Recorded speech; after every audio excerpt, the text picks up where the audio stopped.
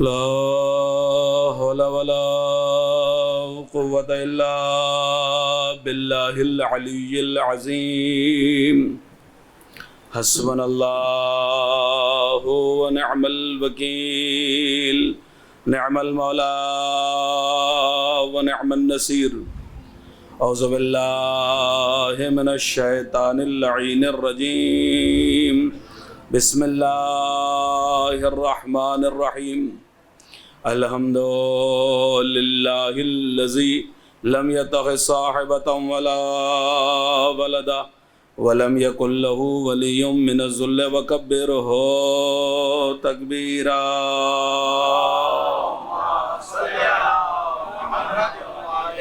الذي داعيا إلى الله بإذنه وسراجا منيرا الصلاة والسلام والتحية والإكرام على النبي الأمي المكي القرشي الحاشمي الأبتي التحامي سيدنا ومقتدانا وهدينا وسيلتنا في الدارين إمام القبلتين جد الحسن والحسين مولانا أبي القاسم محمد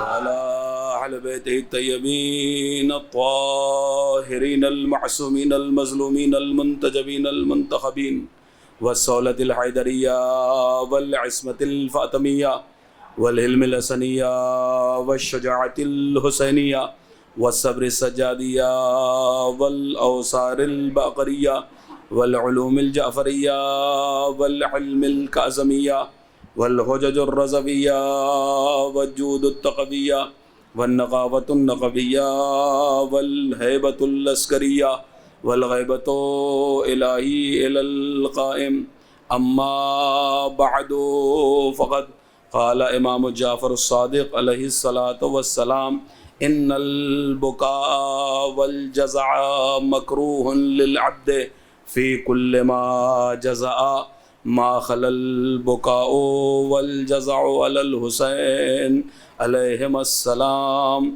فإنه فيه مأجور صلوات پڑھیے محمد وعلى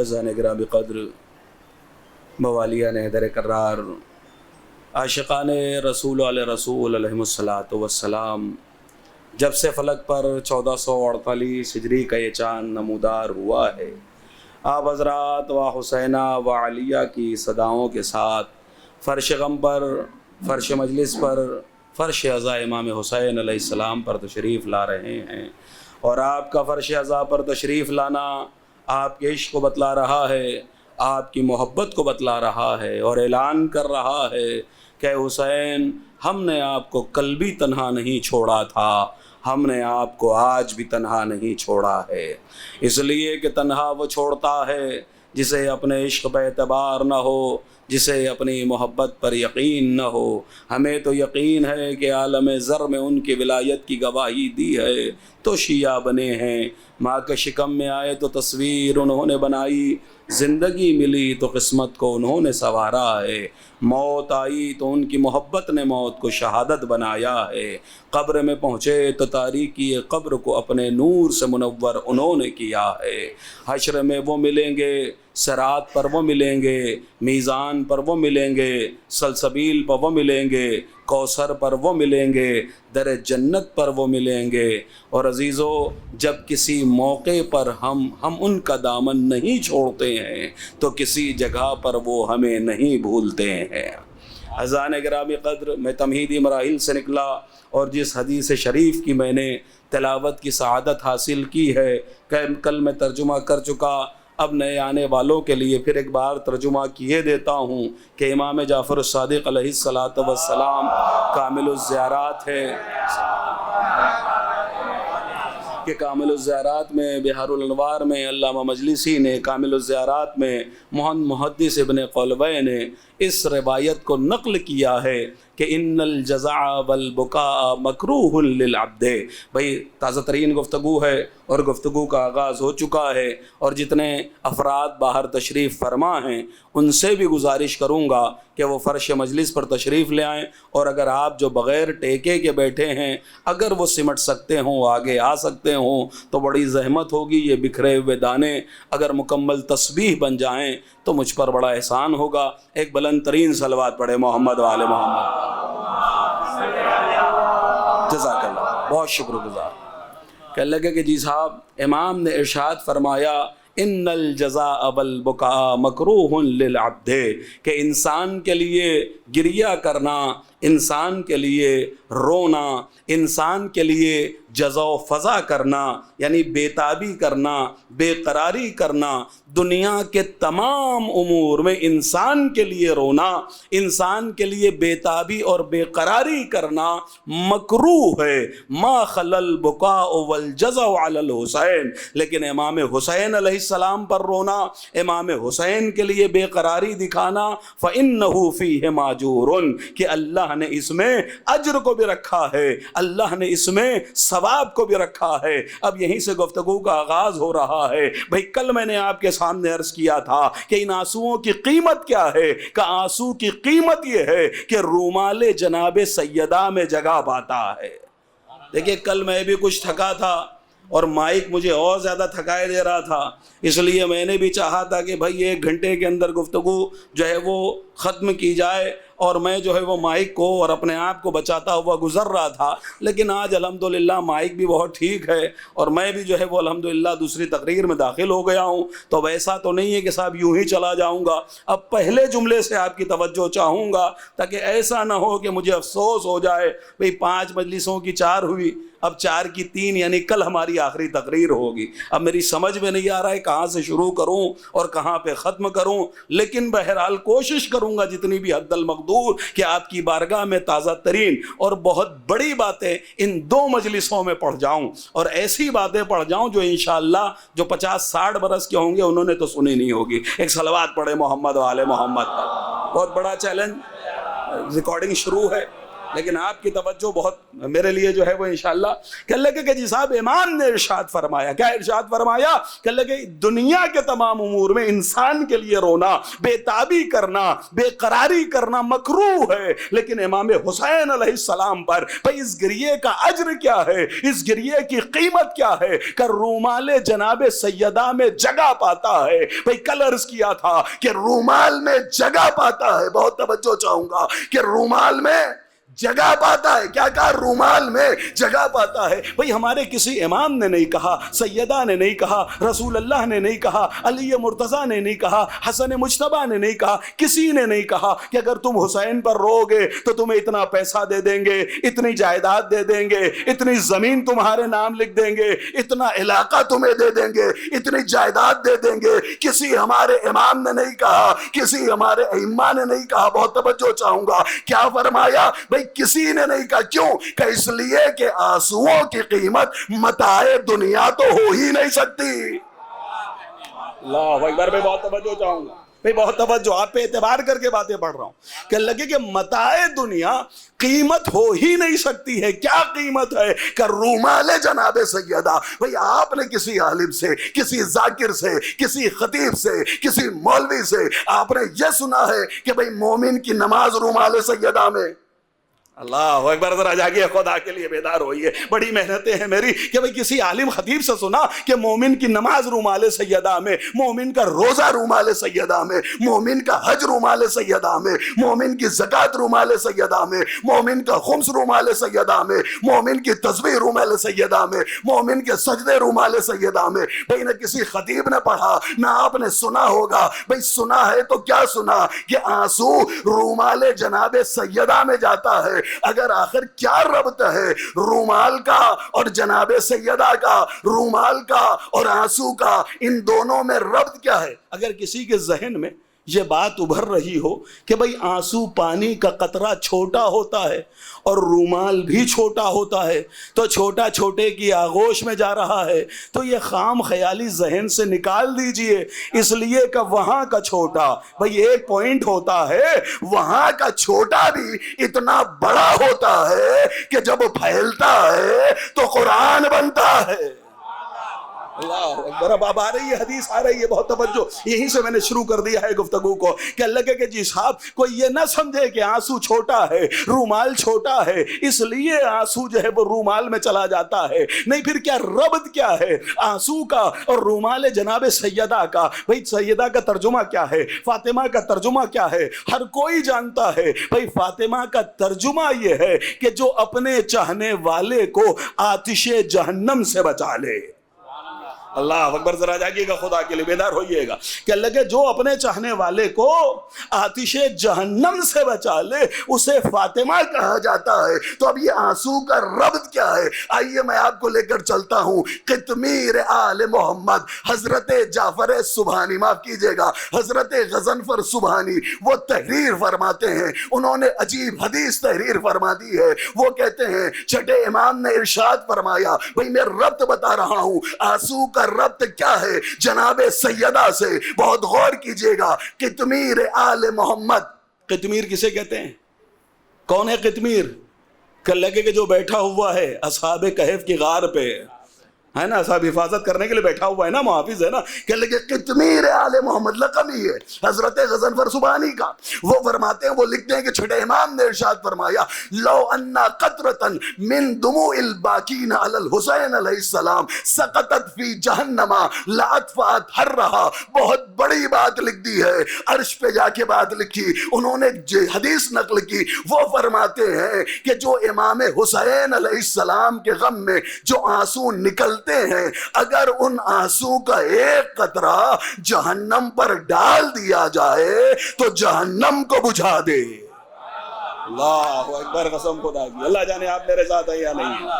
بھائی دیکھیے آنسو کوئی چھوٹا موٹا موضوع نہیں ہے نا صاحب، کہ لگے لو انا قطرة من دموع الباکین علی الحسین سقطت فی جہنم لاطفأت حرہا۔ اگر آنسوؤں کا ایک قطرہ جو امام حسین کے غم میں نکلتا ہے اگر اس جہنم پر ڈال دیا جائے تو اس کی حرارت کو غائب کر دے، اس کی حرارت کو بجھا دے۔ اللہ اکبر، سمجھ میں آیا کیا ربط ہے؟ بھئی سیدہ کون ہے؟ کہ لگے کہ جو آتش جہنم سے بچا لے۔ اللہ اکبر، آپ ربط کو محسوس نہیں کر رہے ہیں، جو چاہنے والوں کو آتش۔ اب کوئی یہ نہ کہہ دے کہ جی صاحب آپ نے جناب سیدہ کو اور آنسو کو ملا دیا ہے۔ بھئی ملایا نہیں ہے، ہماری اوقات کیا ہے؟ ارے جو اماموں کے لیے حجت ہو۔ اللہ اکبر، بھئی آنسوؤں کی قیمت ہی اسی لیے ہے کہ یہ آنسو ان سے وابستہ ہیں، ان سے ربط رکھتے ہیں، ورنہ جی صاحب بھئی جناب فاطمہ کے لیے روایت میں یہ لکھا ہے کہ جناب فاطمہ کون ہے، بہت توجہ چاہوں گا۔ روایت یہ کہتی ہے کہ صاحب اللہ کی جتنی مخلوق ہے نا، کہ لگے تمام خلق خدا اگر کسی کی معرفت سے عاجز ہوں تو اسے سیدہ کہا جاتا ہے۔ اللہ نے ان کی معرفت سے تمام مخلوق کو، خلق خدا کو ان کی معرفت سے عاجز رکھا ہے۔ اللہ اکبر، فاطمہ کیا ہے کہ لگے کوئی نہیں سمجھ سکتا، کسی کے ادراک میں نہیں آ سکتا کہ جناب سیدہ زہرا کیا ہے۔ فاطمہ کا مطلب یہ ہے کہ جو آتش جہنم سے بچا لے۔ اب روایت کے اندر جملے کیا ہیں کہ جب محشر کی بھیڑ ہوگی، جب تمام انسان اول و آخرین جمع ہوں گے، کہ لگے محشر کی بھیڑ میں جو اپنے چاہنے والوں کو، بہت توجہ، جو اپنے محبوں کو، اپنے چاہنے والوں کو ایسے چن لیں گی کہ جیسے خراب دانوں میں سے اچھا دانہ پرندہ چن لیتا ہے۔ اللہ اکبر، فاطمہ کون ہے؟ لأنها سمیت فی الارض فاطمہ، کہ لگے کہ اسی وجہ سے انہیں زمین کے اوپر فاطمہ کہا جاتا ہے۔ زمین پہ کیا کہا جاتا ہے؟ لأنها سمیت فی الارض فاطمہ، کہ اس لیے ان کو زمین پر فاطمہ کہا جاتا ہے۔ تو جب زمین پر فاطمہ کہا جاتا ہے تو پھر عرش پہ کیا کہا جاتا ہوگا؟ وَهِيَ فِي السَّمَاءِ مَنْصُورًا، کہ وہ آسمان پر منصورہ کے نام سے مشہور ہے۔ اللہ اکبر، آئیے حضور، حضور تشریف لے آئیے، ایک بلندترین صلوات پڑھے محمد و آل محمد۔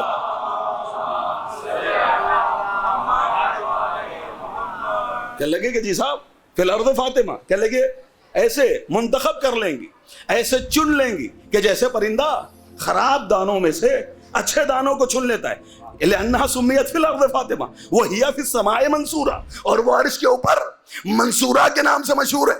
بھئی منصورہ کسے کہتے ہیں؟ منصورہ کا مطلب کیا ہے؟ کہ لگے جسے اللہ کی خاص تائید حاصل ہو، جسے اللہ کی خاص مدد حاصل ہو. بھئی یہ خاص تائید اور یہ خاص مدد کس کے کام آنے والی ہے؟ یہ کس کے کام آئے گی؟ یہ خاص تائید، یہ خاص مدد کس کے کام آنے والی ہے؟ بہت توجہ چاہوں گا. وَهِيَ فِي السَّمَاءِ منصورہ، کہ وہ آسمان پر منصورہ کے نام سے مشہور ہے. تو بھئی یہ مدد کس کے کام آئے گی؟ پڑھیے سورہ روم، بسم اللہ الرحمن الرحیم. وَيَوْمَئِذٍ يَفْرَحُ الْمُؤْمِنُونَ بِنَصْرِ اللَّهِ يَنْصُرُ مَن يَشَاءُ وَهُوَ الْعَزِيزُ الْغَفُورُ. بھئی اللہ سورہ روم میں ارشاد فرماتا ہے کہ اس دن، یعنی قیامت کے دن، یومئذ، اس دن، وہ دن جب قیامت کا دن ہوگا کہ اللہ کے مومنین خوش ہو جائیں گے اللہ کی مدد سے، اللہ کی نصرت سے. تو امام سے سوال کیا گیا، امام سے پوچھا گیا مولا یہ اللہ کی مدد کون سی ہوگی کہ جس سے مومنین خوش ہو جائیں گے؟ تو امام نے بڑھ کے ارشاد فرمایا تھا بِنَصْرِ فاطمہ لِمُحِبِّہَا، فاطمہ کی مدد سے جو ان کے چاہنے والوں کے لیے ہوگی. اللہ اکبر. رضان گرامی قدر، نہیں ابھی سارے لوگ آمادہ نہیں ہے، چلیے میں بتا دوں کہ لگے وَهِيَ فِي السَّمَاءِ منصورہ، کہ وہ آسمان پر منصورہ کے نام سے مشہور ہیں. رسول اللہ ہیں، سرکار مدینہ ہیں، تاجدار بطحہ ہیں، بیٹھے ہوئے ہیں. شمع رسالت کے پروانے رسالت کو گھیرے ہوئے تھے کہ جب رسالت کو گھیرے ہوئے تھے تو ایک مرتبہ رسول اللہ نے بیان کرنا شروع کیا. اور رسول اللہ، بہت غور سنیے گا کہ لگے رسول اللہ بیان فرما رہے ہیں. جناب سلیمان نبی ان کی بیٹی کا جہیز پڑھ رہے ہیں. اب اس کو صائم چشتی نے کتاب ہے البتون، اس میں تحریر فرمایا کہ لگے کہ جی صاحب بیٹھے ہوئے نبی، اور نبی بیٹھے ہوئے جناب سلیمان نبی خدا ان کی بیٹی کا جہیز پڑھ رہے ہیں. اور کون ہے سلیمان؟ کتنی بڑی حکومت ہے حضرت سلیمان کی کہ لگ ہوا پر، بادلوں پر، پانی پر، چرند پر، پرند پر، انسانوں پر، ہر چیز پر حکومت تھی حضرت سلیمان کی. بھئی جن کا تخت جو ہے وہ تخت سلیمانی جو ہوا پہ پرواز کیا کرتا تھا. کہ لگے اتنی بڑی حکومت کا مالک حضرت سلیمان، ان کی بیٹی کا جہیز نبی خدا مسجد نبوی میں پڑھ رہے ہیں، مولا کائنات بھی بیٹھے ہیں. اور رسول اللہ فرماتے ہیں کہ لگے کہ جی صاحب جناب سلیمان نے اپنی بیٹی کو جہیز میں ایک بہت بڑا تخت دیا تھا جو سونے اور چاندی کا بنا ہوا تھا، کہ جو مختلف دھاتوں کا بنا ہوا تھا، جس کے سرہانے قیمتی بڑے بڑے ہیرے اور جواہرات جڑے ہوئے تھے. اللہ اکبر. کہ لگے اتنا بڑا عظیم اور وسیع تخت دیا تھا. لیجئے صاحب یہ بیٹی کو دیا، اور اپنے داماد کو ایک تاج دیا تھا. اور وہ تاج کیسا تھا کہ لگے اس کے اوپر ہیرے جڑے ہوئے تھے، سونے چاندی کا بنا ہوا تھا، مختلف دھاتوں سے بنا ہوا تھا. کہ لگے اتنا مہنگا تاج اپنے داماد کو دیا، اور اتنا مہنگا بیڈ تخت جو تھا وہ اپنی بیٹی کو جہیز میں دیا. لیجئے مولا کائنات سن رہے ہیں. مولا کائنات نے سنا، مولا کائنات اٹھے، گھر میں تشریف لائے، اور لانے کے بعد ایک مرتبہ بی بی صدیقہ طاہرہ سلام اللہ علیہا سے عرض کیا صلی اللہ علیہ محمد و آل محمد. کہ لگے کہ بی بی سے عرض کیا کہ آج آپ کو پتا ہے بابا نے آپ کی عرض کیا کیا؟ آج آپ کے بابا مسجد میں عرض کر رہے تھے، بیان کر رہے تھے، سلیمان نبی کی بیٹی کا جہیز پڑھ رہے تھے. تو ایک مرتبہ علی نے سنایا کہ تخت دیا تھا، تاج دیا تھا. جناب سیدہ نے کچھ نہیں کہا، بی بی مسکرائیں اور خاموش ہو گئی. لیجئے بی بی خاموش ہو گئی. بیوی نے دسترخوان لگایا، علی مرتضیٰ نے کھانا تناول فرمایا، اور اس کے بعد روایت کہتی ہے عبادات کے بعد علی بستر استراحت پہ چلے گئے. اب میں یہ نہیں کہوں گا کہ علی سوئے ہیں، اس لیے کہ ساری زندگی تو بس ایک ہی رات سوئے ہیں. اللہ اکبر. ذرا جا کے خدا کے لیے احتیاط کرتے ہوئے تم لوگ کہ لگے کہ جی صاحب بستر استراحت پر پہنچے. کہ لگے جیسے ہی بستر استراحت پر پہنچے آنکھوں کو بند کیا. جیسے ہی علی نے آنکھوں کو بند کیا، اللہ نے ایک مرتبہ نظارہ دکھانا شروع کیا. کہ لگے جنت کا نظارہ ہے، اور جنت میں علی جاتے ہیں، داخل ہوتے ہیں تو کیا دیکھتے ہیں کہ ایک بہت بڑا سا محل ہے، اور محل کے دروازے پر لکھا ہے ہاذہ قصر منصورہ، کہ یہ منصورہ بی بی کا محل ہے. اللہ اکبر، ذرا بیدار ہو جائیے، خدا کے لیے بیدار ہوئیے۔ کہنے لگے یہ منصورہ بی بی کا محل ہے۔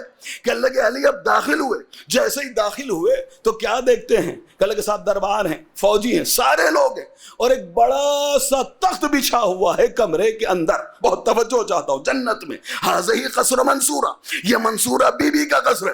کہنے لگے جب علی داخل ہوتے ہیں، دیکھ بہت عظیم، بہت وسیع تخت بچھا ہوا ہے، اور اس پر بی بی سیدہ لیٹی ہوئی آرام کر رہی ہیں۔ علی پیچھے سے دیکھ رہے ہیں کہ بی بی آرام کر رہی ہیں، اور بی بی کے سہارے سرہانے ایک خاتون کھڑی ہوئی ہے، جو کھڑی ہوئی پنکھا جل رہی ہے، جو کھڑی ہوئی پنکھا جل رہی ہے، بی بی کو ہوا کر رہی ہے۔ کہ لگے علی نے اتنا دیکھا، علی کی نیند، علی بیدار ہو گئے، علی نے آنکھوں کو کھولا، سیدہ کے قریب آئے، اور آنے کے بعد سیدہ کو اپنا خواب، اپنا نظارہ بیان کیا ہے۔ جیسے ہی نظارہ بیان کیا نا، سیدہ نے کچھ نہیں کہا، بس سیدہ نے ایک جملہ کہا یا علی، وہ جو خاتون کھڑی ہوئی تھی نا، وہ کوئی اور نہیں تھی، وہ سلیمان کی بیٹی تھی۔ کہنے لگے وہ کوئی اور نہیں تھی، وہ حضرت سلیمان کی بیٹی تھی۔ وَهِيَ فِي السَّمَاءِ منصورہ، کہ وہ آسمان کے اوپر منصورہ کے نام سے مشہور ہے۔ تو اب یہ منصورہ کیا مطلب؟ کہ لگے جسے خاص تائید حاصل ہو، جسے خاص مدد حاصل ہو، تو بھئی یہ مدد کس کے لیے ہوگی، یہ تائید کس کے لیے ہوگی؟ کہ لگے کہ صاحب روایت کے بھی امام فرماتے ہیں بی بی کی مدد ہوگی، اور بی بی کب مدد کریں گی، کس کی مدد کریں گی؟ کہ لگے کہ عرش کے نیچے یہ عزادار، یہ مومنین، یہ چاہنے والے کھڑے ہوئے ہوں گے کہ ایک مرتبہ قدرت کی آواز آئے گی کہ تمہارا کوئی ضامن ہے، تمہارا کوئی وسیلہ ہے، تمہارا کوئی مددگار ہے۔ کہ لگے جیسے ہی قدرت کی آواز آئے گی، فوراً پلٹ کر ایک بی بی کہے گی اے پروردگار، میں ان کی ضامن ہوں، میں ان کی مددگار ہوں، میں ان کا وسیلہ ہوں۔ فوراً قدرت کی آواز آئے گی اے بی بی صدیقہ طاہرہ، آپ تو منصورہ ہیں، آپ کو ہماری خاص تائید حاصل ہے، آپ کی رضا میں ہماری رضا ہے، بتائیے آپ کیا چاہتی ہیں، میں انہیں کیا دے دوں؟ اب جملہ سنیے گا بھائی، مولا فرما رہے، حدیث کے اندر ہے، مولا فرماتے ہیں کہ بی بی سے خدا قدرت کہے گا بی بی یہ بتا دو، آپ منصورہ ہیں، آپ کو تائید حاصل ہے، میں انہیں کیا عطا کر دوں؟ کیا میں انہیں جنت دے دوں؟ تو بی بی پلٹ کر کہیں گی وہ تو پہلے سے ہے۔ اللہ اکبر، وہ تو پہلے سے ان کے پاس موجود ہے، جنت تو پہلے سے ان کے پاس ہے۔ تو قدرت کہے گی تو پھر آپ کیا چاہتی ہیں، ان کو کیا دے دیا جائے؟ تو بی بی عرض کریں گی کہ پروردگار، میں وہ مدد ہوں کہ جس سے مومنین خوش ہو جائیں گے۔ تو قدرت کہے گی بتائیے کیا دے دوں کہ یہ مومنین خوش ہو جائیں گے؟ اب جملہ سنیے گا، حدیث کہتی ہے کہ بی بی سیدہ کہیں گی اے میرے پروردگار، یہ حسین کے عزادار ہیں، ساری زندگی یا حسین کرتے رہے ہیں، ساری زندگی حسین کو روتے رہے ہیں، ان کے ہر آنسو کی جزا، ان کے ہر آنکھ سے نکلنے والے قطرے کی جزا بس اتنی ہی ہو سکتی ہے کہ انہیں حسین سے ملا دے۔ کہنے لگے ان کی جزا اتنی ہی ہو سکتی ہے کہ ان کو حسین سے ملا دے۔ اب عزیزو، ساری زندگی جس کا ماتم کیا ہوگا، جب اس سے مل رہے ہوں گے آپ، تو کتنے خوش ہوں گے؟ آپ کی خوشی کا عالم کیا ہوگا؟ آپ کی خوشی کا ٹھکانہ کیا ہوگا؟ اللہ اکبر۔ اور عزیزو یاد رکھیے گا، جو حسین سے مل جائے اس کے لیے بقا ہی بقا ہے۔ جب میرا جملہ نہیں پہنچا ہے، جو حسین سے مل جائے اس کے لیے بقا ہی بقا ہے۔ اللہ اکبر۔ عزیزان گرامی قدر، آ گیا میں کل کی منزل تک۔ اگر آپ پہنچے ہوں اور میرے ساتھ ہوں، کل میں عرض کر رہا تھا، میں نے کیا کہا تھا؟ جناب نوح کی قوم بچی ہے لیکن مسلسل نہ ہو سکی، آج تک باقی نہیں ہے۔ عزیزان گرامی قدر، روایت یہ کہتی ہے کہ جناب یونس پہنچ گئے کل کی منزل تک۔ بھئی یہ سب باتیں اب دیکھیے، یہ تینوں مجلسوں میں یہ پیچھے کی باتیں اور ملا کے جو ہے وہ گفتگو آگے بڑھتی رہے گی تاکہ ہم موضوع میں رہیں، ایک ساتھ رہیں۔ کل کے ساتھ جناب یونس علیہ السلام 28 دن، دیکھیے میں نے کہا تھا نا جناب یونس کی قوم مسلسل نہیں ہوئی، عزادار مسلسل ہے۔ کیوں کہا تھا؟ اس لیے کہ جناب یونس کی قوم کربلا پہ رہتی تھی، کربلا پہ بسنا اور ہے، کربلا کو بسانا اور ہے۔ کل پڑھا تھا میں نے، کربلا کی مٹی پہ رہنا اور ہے، 5 وقت کربلا کی مٹی پہ سجدہ کرنا اور ہے، کربلا پہ بسنے والے اور ہوتے ہیں، جن کے خمیروں میں کربلا رکھ دی گئی ہوتی ہے وہ اور ہوتے ہیں۔ چھٹے امام نے فرمایا تھا کہ جب اللہ نے مومن کو خلق کیا تو اس کے سینے میں خاک شفا کو رکھ دیا۔ اللہ اکبر۔ بھائی متصل کر دیا نا، بات سمجھ میں آ رہی ہے؟ وہیں سے یہ جڑا ہوا ہے۔ کہ لگے جب 28 دن کے بعد، اب اپنے بچوں کے لیے بتا رہا ہوں، تفسیر میں مفسرین نے یہ لکھا 28 دن بعد لوٹ رہے ہیں۔ یہ 28 دن کیسے ہو گئے؟ کہ لگے کہ جی صاحب جب اپنے قبیلے سے ارض نینوا سے کربلا کی زمین پر رہتے تھے نا جناب یونس ان کا قافلہ، کہ لگے جب نکلے ہیں تو 7 دن دریا تک جانے میں لگے۔ کتنے دن لگے؟ 7 دن لگے۔ اب میرے ساتھ بولیے گا، میرا حساب کمزور ہے۔ کہ لگے 7 دن لگے دریا تک پہنچنے میں، اور 7 دن رہے مچھلی کے شکم میں۔ کتنے ہو گئے؟ 14 دن ہو گئے۔ اور جب مچھلی نے اگلا تو 7 دن وہ پھل جو ہے، وہ جو کدو کا درخت لگایا گیا تھا، اسے کھاتے کھاتے اور طاقتور ہوتے ہوتے لگے۔ تو کتنے دن ہو گئے؟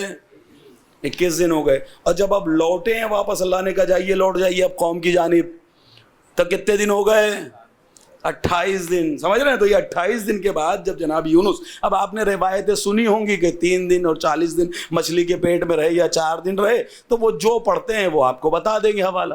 میں نے 7 دن کا پڑھا ہے، میں 7 دن کا بتا دوں گا آپ کو، ٹھیک ہے؟ میں اپنے پڑھنے کا ذمہ دار ہوں۔ کل لگے کہ جی صاحب کیا ہوا؟ کل لگا 28 دن بعد جب لوٹ رہے تھے اور ارض نینوا کے قریب پہنچے ہیں جناب یونس، تو ایک مرتبہ ایک چرواہے سے ملاقات ہو گئی۔ بہت توجہ چاہوں گا، ایک چرواہا بکری چرانے والا، اس سے ملاقات ہو گئی۔ اور ملاقات جب ہوئی ہے تو ایک مرتبہ جناب یونس نے کہا کہ جاؤ جا کے قوم قبیلے میں بتا دو کہ یونس لوٹ آئے ہیں۔ ایک مرتبہ جیسے ہی اس نے سنا کہ وہ کہہ رہے ہیں کہ یونس لوٹ آئے ہیں، بھائی ایک مرتبہ کہتے ہیں کہ آپ جھوٹ بول رہے ہیں، آپ کو شرم نہیں آتی ہے؟ ارے یونس تو ملک عدم چلے گئے، دریا میں ڈوب گئے۔ یہ کتابوں میں لکھا ہے، قرآن کی تفسیر میں لکھا ہے کہ لگو چرواہا کہہ رہا ہے ملک عدم چلے گئے، وہ تو جو ہے دریا میں ڈوب گئے، ان کی بات تو ختم ہو گئی، آپ جھوٹ بول رہے ہیں، آپ کو شرم نہیں آتی ہے۔ حضرت یونس نے فرمایا کہ اگر یہ بکری گواہی دے دے تو، ذرا جاگیے گا، خدا کے لیے بیدار رہیے گا، میرے ساتھ رہیے گا، مجھے بہت دور تک جانا ہے، بہت لمبا سفر کرنا ہے، اس لیے میں زیادہ سلواتے بھی نہیں پڑھا رہا کہ سنا زیادہ دوں آپ کو۔ کہنے لگے کہ جی صاحب ہوا کیا؟ کہنے لگے کہ جناب یونس کہتے ہیں کہ اگر یہ بکری گواہی دے دے تو تو مان جائے گا۔ تو کہتا ہے مان جاؤں گا، وہ چرواہے کہہ رہے مان جاؤں گا۔ اللہ اکبر۔ بس ایک مرتبہ جناب یونس نے ہاتھوں کو بلند کیا اور بلند کرنے کے بعد کہا اے پروردگار اس بکری کو قوت گویائی عطا کر دے، اے پروردگار اس بکری کو قوت گویائی عطا کر دے۔ اب میں یہیں پہ رکوں گا۔ بھئی یونس ہے نبی، کیا کہہ رہے ہیں؟ اے پروردگار اس بکری کو قوت گویائی عطا کر دے۔ بھئی یونس کہتے ہیں اللہ تو قوت گویائی عطا کر دے۔ امام کہتا ہے حجر اسود تو گواہی دے۔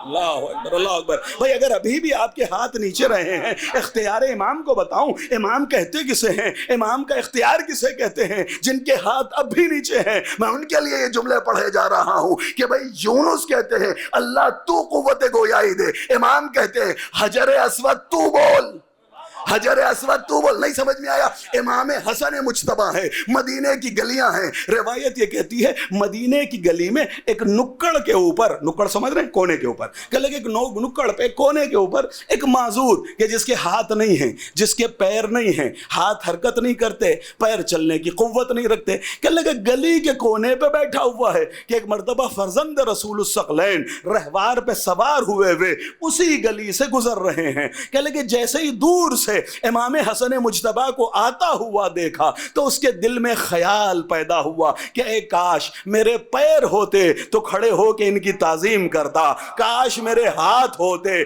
تو میں بڑھ کے ان کے ہاتھوں کا بوسہ لے لیتا۔ اللہ اکبر۔ وہ یہ سوچ رہا تھا، حسن مجتبی کو دیکھ رہا تھا، میرے مولا دھیرے دھیرے گھوڑے کو بڑھاتے ہوئے اس کے قریب پہنچے، اور قریب پہنچنے کے بعد اپنے چابک کو زمین پر پھینکا، اور پھینکنے کے بعد کہا بھائی ذرا چابک اٹھا کے دینا تو۔ ذرا جاگے گا، پیچھے والوں اب بھی نہیں ہاتھ اٹھایا، ابھی بھی اختیار امام پڑھوں گا۔ کہ لگے کہ جی صاحب مولا فرماتے بھائی ذرا چابک اٹھا کے تو دینا۔ کہتا ہے مولا پیر کام نہیں کرتے، ہاتھ کام نہیں کرتے۔ کہا کہ میں کہہ رہا ہوں اٹھا تو اٹھا۔ کہ لگے کہ میں کہہ رہا ہوں اٹھا تو اٹھا۔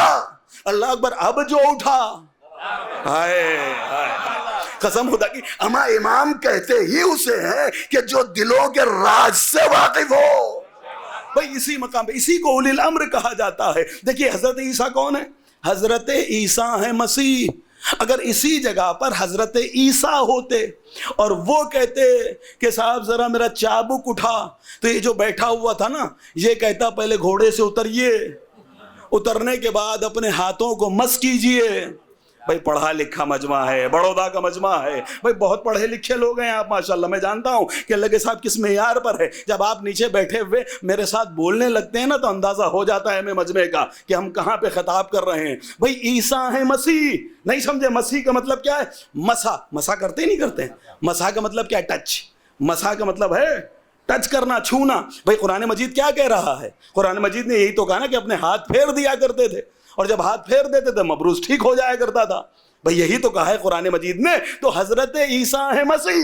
اگر اسی جگہ پر حضرت عیسیٰ ہوتے، بہت توجہ، حضرت عیسیٰ ہوتے، وہ کہتے ذرا چابک اٹھا، تو وہ کیا کہتا بیٹھا بیٹھا؟ بھی قرآن جانتا تھا نا، کہتا کہ آپ اتریے، پہلے ہاتھوں کو مس کیجئے، اس کے بعد میں چابک اٹھا کے دوں گا. اللہ اکبر. اذان گرامی صلوات پڑھیے محمد وآل محمد. شکریہ.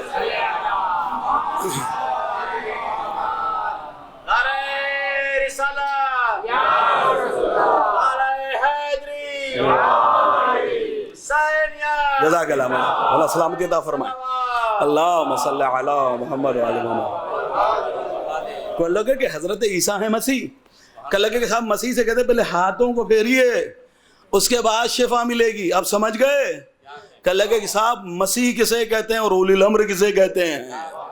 بھئی یہ اولی الامر ہیں. اللہ اکبر. اختیار امام. کہ لگے اگر یہ بکری گواہی دے دے مان جائے گا؟ کہ لگے مان جاؤں گا. ہاتھوں کو اٹھایا جناب یونس نے، کہ پروردگار اس بکری کو قوت گویائی عطا کر دے. جیسے ہی اللہ سے یہ کہا بکری بول پڑی. کہ لگے مالک یہ حضرت یونس ہیں، نبی خدا ہیں، پیغمبر خدا ہیں، رسول اللہ ہیں. کہ لگے جیسے ہی بکری نے کہا بھائی ایک مرتبہ فوراً کہتے ہیں کہ جا کے قوم میں بتا دے کہ یونس آ گئے ہیں. ہے نا؟ اب وہ چرواہا چلا، بہت توجہ چاہوں گا، وہ چرواہا چلا اور چلنے کے بعد قوم میں آتا ہے، اور آنے کے بعد کہتے ہیں کہ بھیا جناب یونس آ گئے. اب ظاہر سی بات ہے جن کے سروں سے عذاب ابھی ابھی لوٹا ہو، ہے نا، اور انہیں معلوم ہو کہ وہ دریا میں ڈوب گئے اور سارا، کہ لگے وہ آگے کہتا ہے چیخ کے کہ گاؤں والوں آ گئے جناب یونس. کہ لگے جنگل کی آنکھ کی طرح گاؤں کے اندر یہ بات پھیل گئی، سارا مجمع اکٹھا ہو گیا، سمٹ آیا، اور آنے کے بعد کیا کہتا ہے؟ جھوٹ بولتا ہے. پکڑ لیا گریبان، ہے نا. اب روایت کہتی ہے کہ اس کو پیٹنے اور مارنے اور پٹکنے کی تیاری تھی. تو ایک مرتبہ ان کو مارنا چاہ رہے تھے پوری قوم کی، جھوٹ بولتا ہے، پریشان کر رہا ہے. فوراً اس نے کہا کہ لگے مارو نہیں، میرے پاس ایک گواہ ہے.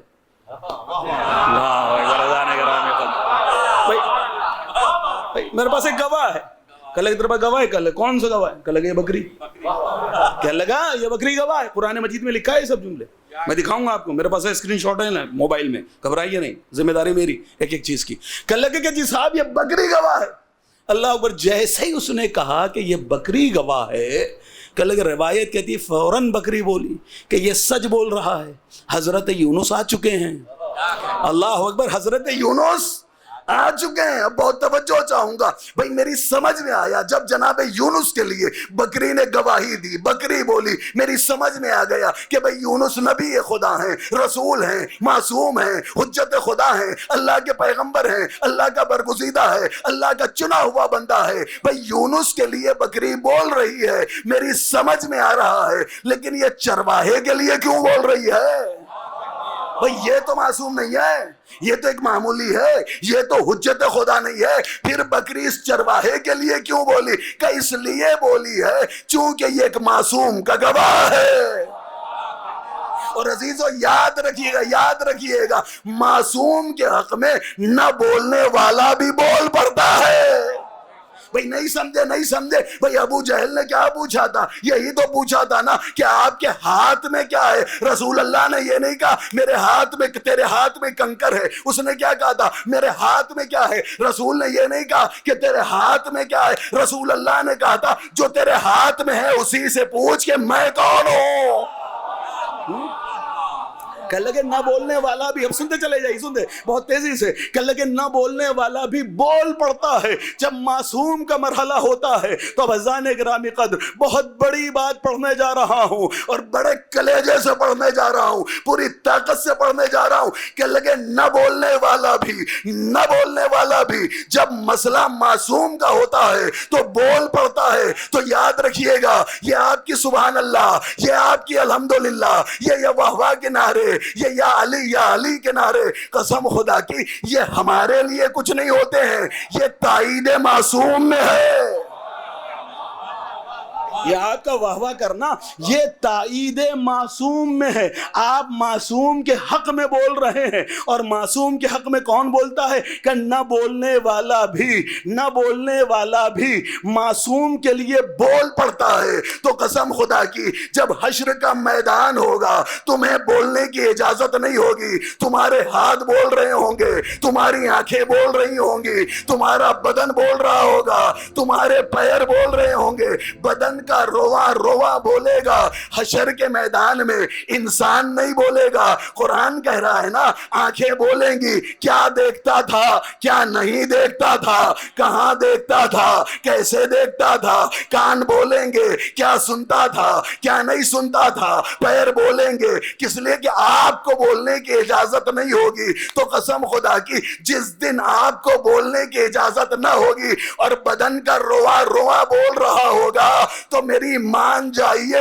مجلس میں بیٹھ کر علی و حسین کے حق میں بولا کرو، تاکہ کل جب حشر کا میدان ہوگے تمہارا ہاتھ بولے یہ یا حسین کرتا تھا، تمہاری آنکھیں بولے غم حسین میں روتا تھا، تمہاری زبان بولے یا علی کرتا تھا۔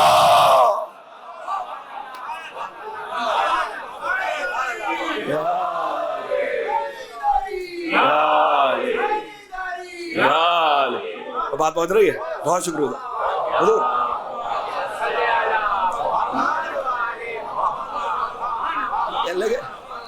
کہنے لگے کہ جی صاحب کیا ہوا؟ کہنے لگے کہ صاحب اس وقت اچھا لوگ اب پتہ نہیں کیسے بول دیتے، کسی کو ٹائم پاس لگ رہا ہے، کسی کو کچھ لگ رہا ہے۔ میں کسی پہ اعتراض نہیں کرتا، نہ کسی کی دل آزرے ہمارا مقصود ہے، نہ کسی کو کچھ کہنے کے، سب کا اپنا اپنا ہے۔ اور یاد رکھیے گا سب کو اپنے اپنی قبر میں جانا ہے۔ کوئی کسی سے کتنی بڑی محبت کرتا ہو، ساری محبتیں قبر کے باہر ہیں، قبر کے اندر تو بس وہی ہیں، ان کے علاوہ کوئی کام نہیں آنے والا ہے۔ میں گزر جاؤں کہنے لگے صاحب یہ سب داد کیا ہے، نعرے کیا ہے، سبحان اللہ کیا ہے، ٹائم پاس ہے۔ عزیزو یاد رکھیے گا علی نے بھی چاہا ہے کہ ولایت کے حق میں بولا جائے۔ اب یہ میں نہیں کہہ رہا، علامہ شیخ صدوق سے حضور بیٹھے ہوئے، آیت اللہ دستغیب شیرازی تک بڑی بڑی کتابوں میں پڑھ لیجئے گا، نہ ملے تو حوالہ پھر میں دے دوں گا آپ کو، پہلے آپ بھی تھوڑی کوشش کریے گا۔ کہ اللہ کے صاحب علی مرتضیٰ نے، سرکار علی مرتضیٰ نے پوچھا تھا، میرے مولا نے سوال کیا تھا، میرے مولا نے کہا کہ لگے کہ کیا وہ جو آپ کو پتہ ہوگا مولا کائنات نے جب مولا کائنات کا حق جو ہے وہ نہیں دیا گیا تو کہ لگے مولا کائنات نے لوگوں سے پوچھا، سوال کیا تھا کہ لگے کیا تم نے غدیر خم کے میدان میں دونوں ہاتھوں پر مجھے، رسول اللہ کے دونوں ہاتھوں پر مجھے نہیں دیکھا تھا؟ کیا رسول اللہ کی زبانی من کن تو مولا فہذا علی مولا نہیں سنا تھا تم نے؟ مجمع کے سامنے کہا ہے علی مرتضیٰ نے۔ اور عزیزو پھر ایک مرتبہ علی مرتضیٰ نے ایک شخص کو دیکھا، دیکھنے کے بعد کہا تو بھی تو تھا، بتانا کیا رسول اللہ کے ہاتھ پہ دیکھا نہیں ہے؟ کیا نبی کی زبانی من کن تو مولا سنا نہیں ہے؟ تو ایک مرتبہ وہ سر کو کھجلانے لگا، اور سر کو کھجلانے کے بعد کہتا ہے یا علی بوڑھا ہو گیا ہوں، یاد نہیں آ رہا ہے۔ کہا کہ جیسے ہی کہا کہ بوڑھا ہو گیا ہوں یاد نہیں آ رہا ہے، علی نے کہا اللہ تجھے مبروس کر دے۔ اللہ اکبر، رضانے کرام کیا کہا؟ سفید دھبے والا مبروس، کہ اللہ تجھے مبروس کر دے۔ او پھر علی نے نکاح کی، نکاح کرنے کے بعد کہا تو بھی تو تھا، بتا کیا تھا نہیں تو غدیر میدان کے میدان میں، غدیر خم کے میدان میں؟ کیا رسول اللہ کے ہاتھوں کے اوپر مجھے دیکھا نہیں تھا؟ رسول اللہ کی زبانی من کن تو مولا سنا نہیں تھا؟ کہنے لگے یا علی میں بہت دور بیٹھا تھا، آواز صحیح سے آ نہیں رہی تھی، ہے نا، ہلکا ہلکا جھانکا بھی دکھنے لگا تھا اس ٹائم تک۔ کہنے لگے اچھا تجھے بھی نہیں پتا، تو نے بھی کچھ نہیں سنا؟ کہنے لگے اللہ تجھے جزامی کر دے، ہے نا۔ دیکھیے الحمدللہ آپ نیچے سے بول رہے ہیں، بھی میں نے آپ کی تعریف کی ہے نا، ہم مجموعہ میں پڑھ کے آتے ہیں لیکن پتہ ہی نہیں چل پاتا ہے لوگوں کو کہ میں کہاں پڑھ رہا ہوں روایت، الحمدللہ آپ بول رہے ہیں نیچے سے۔ کہنے لگے صاحب اللہ تجھے جزامی کر دے۔ پھر ایک سے پوچھا کہلے بھائی تو بھی تو تھا، بتا دیکھا نہیں ہے؟ اس نے بھی سر کو جھکا لیا، گواہی نہیں دی ولایت کی. تو علی مرتضیٰ نے پلٹ کر کہا اللہ تجھے جاہلیت کی موت مارے. اللہ اکبر، قسم خدا کی. بھائی میں اگر محنت نہیں کر رہا ہوں، دھیرے دھیرے بول رہا ہوں، تو میں اکیلا تجھے تقریباً 40 منٹ سے پڑھ ہی چکا ہوں، صلواتیں بھی نہیں پڑھائی ہیں. تو کم سے کم آپ تو اگر میں دھیرے دھیرے ہو گیا ہوں تو آپ بھی تو تھوڑا تھوڑا تیز ہو جائیں. کہنے لگے اللہ تجھے جاہلیت کی موت دے دے. لیجئے صاحب، روایت یہ کہتی، سب نے یہ لکھا کہ علی نے جس کو جو کہا تھا وہ ویسا ہی ہو کے مرا. اللہ اکبر، قسم خدا کی. کہنے لگے کہ علی نے جس کو جو کہا تھا وہ ویسا ہی ہو کے مرا. جس کو کہا تھا اللہ تجھے مبروز کر دے، سفید دھبے والا کر دے، جب وہ سو کے اٹھا تو کیا دیکھا کہ پیشانی کے اوپر سفید دھبا آ گیا ہے. کہنے لگے جیسے ہی سفید دھبے کو دیکھا، اب وہ جو بھی باندھتا ہو ہے نا صاحب، کہنے لگے کہ صاحب دستار کہیے، جو کہیے، پگڑی، جو کچھ آپ کہتے ہوں اس کو. کہنے لگے وہ جو باندھتا تھا جیسی سفید دھبے کو دیکھا اس نے جو ہے وہ نیچے کر لی. کہنے لگے اب شاید چھپ جائے. اگلے دن جو دیکھا تو اور نیچے آ گیا. اللہ اکبر، اذان کرام. کہنے لگے وہ جتنا نیچے کرتے جاتا تھا کپڑے کو، اتنا دھبا بڑھتا چلا جاتا تھا. تو میرا جملہ یاد رکھیے گا، بغض علی کسی کے چھپائے چھپتا نہیں ہے. اذان کرام. کہنے لگے کہ جی صاحب علی نے بھی چاہا ہے، آ گیا کل کی منزل تک، شاہ نجف کی بارگاہ تک لے کے آیا تھا. علی کیا ہے؟ علی کہتے کسے ہیں؟ کہنے لگے ہر کسی کو شفاعت کی ضرورت ہوگی، ہے نا. کل میں نے آپ کے سامنے عرض کیا تھا، جو حضرات موجود تھے کل کی مجلس میں وہ متصل ہو جائیں. کل کے آخری جو جملے تھے میں نے کہا تھا آپ کی بارگاہ میں جو چیزیں عظیم ہوتی ہیں ان کے خریدار بھی عظیم ہوتے ہیں. بھائی علی کا نفس عظیم تھا، خریدار خدا تھا، ہے نا جی صاحب. سیدہ کے بنی ہاتھ کی روٹیاں عظیم تھی، خریدار خدا تھا. مسجد نبوی کی زمین عظیم تھی، خریدار نبی تھا. بھائی کربلا عظیم تھی، خریدار حسین تھا. نجف عظیم تھا، خریدار علی تھا. کہ جو چیزیں عظیم ہوتی ہیں میں آگے علی تک لے آیا آپ کو. کل میں نے آپ کی بارگاہ میں یہاں تک پڑھا تھا کہ نجف کی سرزمین کو ہر روز زلزلے آتے تھے، لیکن جب اسے خرید لیا حضرت ابراہیم نے، اور حضرت ابراہیم نے کتنے میں خریدا؟ کہنے لگے 7 بیڑیں اور 4 گدھوں میں خرید لیا تھا.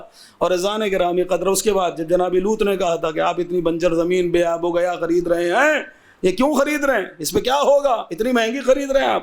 تو فرمایا تھا کہ اس زمین سے اللہ 70,000 ایسے لوگوں کو اٹھائے گا کہ جو بغیر حساب و کتاب کے داخلے بھائی پہنچ گیا کل تک. اور کل میں نے کہا تھا کہ وہ لوگ بھی اتنے لوگوں کی شفاعت کریں گے جو 70,000 ہیں، ان میں سے ہر ایک 70,000 کی حق شفاعت رکھتا ہوگا. بھئی میری سمجھ میں نہیں آتا، جو نجف کی زمین میں دفن ہو جائے وہ تو حق شفاعت رکھتا ہو، اور جو شاہ نجف ہو اس کی شفاعت نہیں ملے گی. اب اذان گرامی قدر، چونکہ کل وقت زیادہ ہو گیا تھا میں رک گیا تھا یہیں پر. اب میں آپ کو پڑھ رہا ہوں، کتاب ہے فرحت الغری.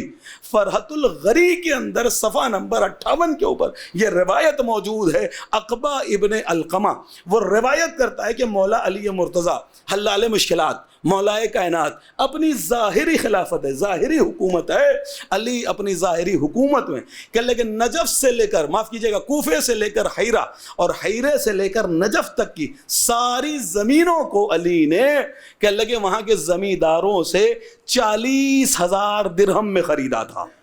کتنے میں خریدا علی نے؟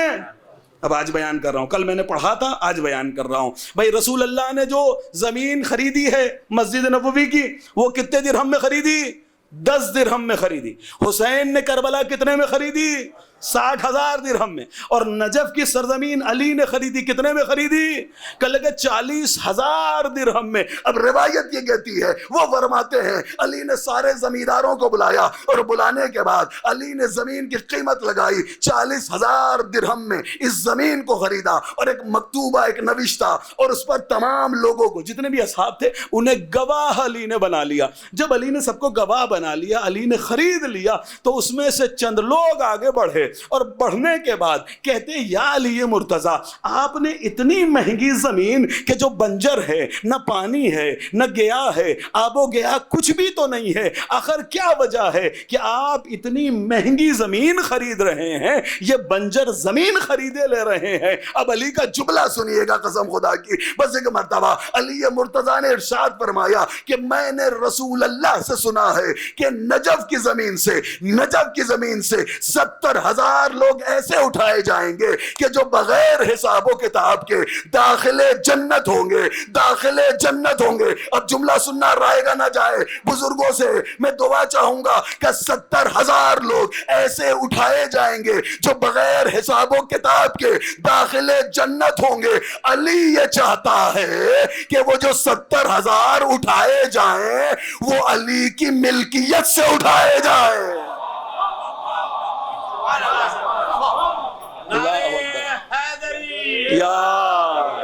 کہ وہ علی کی ملکیت سے اٹھائے جائیں۔ علی یہ چاہتا ہے کہ علی کی ملکیت سے اٹھائے جائیں۔ اللہ اکبر۔ نجف اشرف کیا ہے بتاؤں؟ تفسیر عیاشی، نجف اشرف کہنے لگے کہ نجف کی زمین وہ زمین ہے، کہنے لگے کائنات میں سب سے پہلے جس زمین پر اللہ کی عبادت ہوئی ہے اسے نجف اشرف کہا جاتا ہے۔ جس زمین پر سب سے پہلی عبادت ہوئی، روئے زمین پر سب سے پہلی اللہ کی عبادت ہوئی، اسے نجف اشرف کہتے ہیں۔ آگے بڑھ کے فرماتے ہیں وہ جو آدم کو سجدے کا حکم تھا نا، وہ جو فرشتوں نے سجدہ کیا تھا وہ زمین نجف پہ کیا تھا۔ اللہ اکبر۔ بھائی نجف کی سرزمین کی عظمت کو پہچانو کہ لگے امام جعفر صادق علیہ السلام ارشاد فرماتے ہیں، آپ فرماتے ہیں کہ اللہ نے 4 زمینوں کو طوفان نوح کے وقت اٹھا لیا تھا۔ 4 مقامات وہ ہیں، 4 جگہ وہ ہیں کہ جنہیں اللہ نے طوفان نوح کے وقت اٹھا لیا۔ کہ لگے پہلی جگہ کا نام ہے بیت معمور، طوفان نوح میں اٹھا لی گئی۔ دوسری جگہ کا نام ہے کربلا کو بھی اٹھا لیا گیا۔ تیسری جگہ کا نام ہے نجف۔ پریشان ہو رہے ہیں؟ ختم کر دوں؟ تو پھر بلند ترین صلوات پڑھے نا محمد و آل محمد۔ بہت بڑا الحمدللہ کرم احسان۔ کہنے لگے کہ صاحب پہلی جگہ بیت معمور، دوسری جگہ کربلا کی سرزمین، تیسری ارض نجف، اور چوتھی مقدس طوس یعنی مشہد مقدس۔ کہ لگے ان 4 زمینوں کو اللہ نے طوفان نوح کے وقت اٹھا لیا تھا۔ عزیزو نجف ہے کیا؟ نجف کہتے کسے ہیں؟ کہ لگے علم کا قبلہ، آگہی کا مرکز، حکمت کا کعبہ، معرفت کا سمندر، جود و سخا کا دریا، ایمان کی دلیل، ایقان کی سبیل، ہر درد کی دوا، جس کی ہوا میں شفا ہی شفا، زیارت گاہ مومنین، بستر استراحت امیر المومنین، عصمتوں کا مرکز، نجات کا ضامن، حجتوں کا مرکز، ابو الائمہ حضرت علی مرتضیٰ علیہ السلام کی رہائش گاہ، اسے نجف اشرف کہا جاتا ہے۔ تو عزیزو جب نجف جائیے نا، تو یوں ہی لوٹ نہ آئیے، بلکہ نجف سے معرفت لے کے آئیے۔ دیکھیے دریا ایک ہوتا ہے، بہت توجہ چاہوں گا، میں آپ کی محبت میں اتنی تیزی سے آگے بڑھا ہوں، آپ نے دیکھا ہوگا سارے ذاکری کے جملے چھوڑ کے اور ادھر ادھر ہوئے بغیر میں سیدھے سے موضوع سناتے گیا، تاکہ 3 مجلسیں محمد بھائی یہ نہ کہہ دیں کہ صاحب پڑھ کے کچھ نہیں گئے ہیں، باتیں ہی کرتے رہ گئے زیادہ دیر تک۔ لہٰذا میں پڑھتا ہی چلا گیا۔ اب آپ گنتے جائیے گا میں نے کتنی باتیں پڑھی ہیں اتنی دیر میں، اور بہت تیزی سے پڑھی ہیں میں نے۔ کہنے لگے کہ جی صاحب نجف کیا ہے؟ کہنے لگے نجف کی سرزمین وہ ہے کہ جہاں جائیے تو یوں ہی نہ لوٹ آئیے، بلکہ اب بہت بڑی بات پڑھوں گا۔ کہنے لگے کہ معرفت لے کے آئیے نجف کی سرزمین۔ دیکھیے دریا ایک ہی ہوتا ہے بھائی، کوئی جاتا ہے مونگا لاتا ہے، کوئی جاتا ہے موتی لاتا ہے، کوئی جاتا ہے ہیرے جواہرات لے کر آتا ہے، کوئی جاتا ہے نمک لے کر آتا ہے، کوئی جاتا ہے مزدوری کر کے آتا ہے، گھر بھی نہیں چلا پاتا۔ یہی سائنسداں پہنچ جاتے ہیں اسی پانی سے، اسی دریا سے، ہے نا صاحب، 100 چیزیں بنا لیتے ہیں اسی دریا، یہ جو بہ رہا ہے آپ کے سامنے، اسی پانی سے کتنی 100 چیزیں جو ہے اسی پانی سے بنا لیتے سائنسداں۔ تو بھیا ایک ہی دریا سے کوئی کروڑ پتی بن رہا ہے، کوئی ارب پتی بن رہا ہے، کوئی نمک لا رہا ہے، کسی کا جو ہے وہ صاحب گھر نہیں چل پا رہا ہے، اور کوئی یوں ہی جاتا ہے ٹائم پاس کر کے لوٹ آتا ہے۔ اللہ اکبر، آپ نے محسوس نہیں کیا جو بات میں کہنا چاہتا ہوں؟ بھائی کوئی جاتا ہے وقت برباد کر کے چلا آتا ہے۔ تو عزیزان گرامی قدر، آخر ایسا کیوں ہے؟ اس کی وجہ کیا ہے؟ کہ لگے کہ صاحب دریا تو ایک ہے، دینے والا تو ایک ہے، لینے والے کا جیسا ظرف۔ اللہ اکبر، بھائی قسم خدا کی طرح جاگیا خدا کے لیے، کہ لگے بھائی دریا تو ایک ہی ہے، دریا دینے والا تو ایک ہی ہے، جیسا لینے والا ہوا، جس کی جیسی معرفت اس پر ویسی عطا۔ تو یاد رکھیے گا، نجف معرفت کا دریا ہے، وہاں پہ لینے جاؤ، جیسے مانگو گے ویسا ملے گا۔ اب آپ کو مانگنے کا سلیقہ ہونا چاہیے۔ اذان گرامی قدر، یہ نجف اشرف کیا ہے؟ روایتوں کے جملے ہیں، ارشاد القلوب کے اندر حدیث ہے، النجف ہو کہ نجف کیا ہے؟ الغری قطعۃ من الجبل الذی کلم اللہ موسی تکلیما الذی قدس علیہ عیسی تقدیسا واتخذ علیہ ابراہیم خلیلا وجعلہ محمدا مصطفی نبیا وجعلہ للنبیین مسکنا۔ اللہ اکبر، کہ نجف کی سرزمین کیا سرزمین ہے؟ ارشاد القلوب کی حدیث ہے، میرے مولا نے ارشاد فرمایا کہ نجف اس پہاڑ کا ٹکڑا ہے کہ جس پہاڑ کے اوپر اللہ نے موسیٰ کو کلیم بنایا ہے، عیسیٰ کو مقدس بنایا ہے، ابراہیم کو خلیل بنایا ہے، احمد مجتبیٰ کو حبیب بنایا ہے۔ اور یہ نجف ایسی زمین ہے کہ جو تمام انبیاء کا ٹھکانہ ہے۔ کہ لگے نجف وہ سرزمین ہے کہ جو تمام نبیوں کا ٹھکانہ ہے۔ اللہ اکبر، نجف ایسی زمین ہے کہ جعلہ للنبیین مسکنا، تمام نبیوں کا مسکن اللہ نے نجف کی سرزمین کو بنایا ہے۔ تو عزیزو، اب نجف کے نام کیا کیا ہیں؟ کہ لگے جب آپ اسماء النجف کتاب جب پڑھیں گے، تاریخ نجف و کربلا، تو اس میں اسماء النجف ہیں۔ تو نجف کا پہلا نام ہے النجف، دوسرا نام الغری، تیسرا نام روا، زہر، مشہد، بانقیہ، طور سینا۔ ایک نام ہے اس میں ربوہ۔ بس آخری ایک دو باتیں ہوں گی آپ کی بارگاہ میں۔ ایک بلند ترین صلوات پڑھیں محمد و آل محمد۔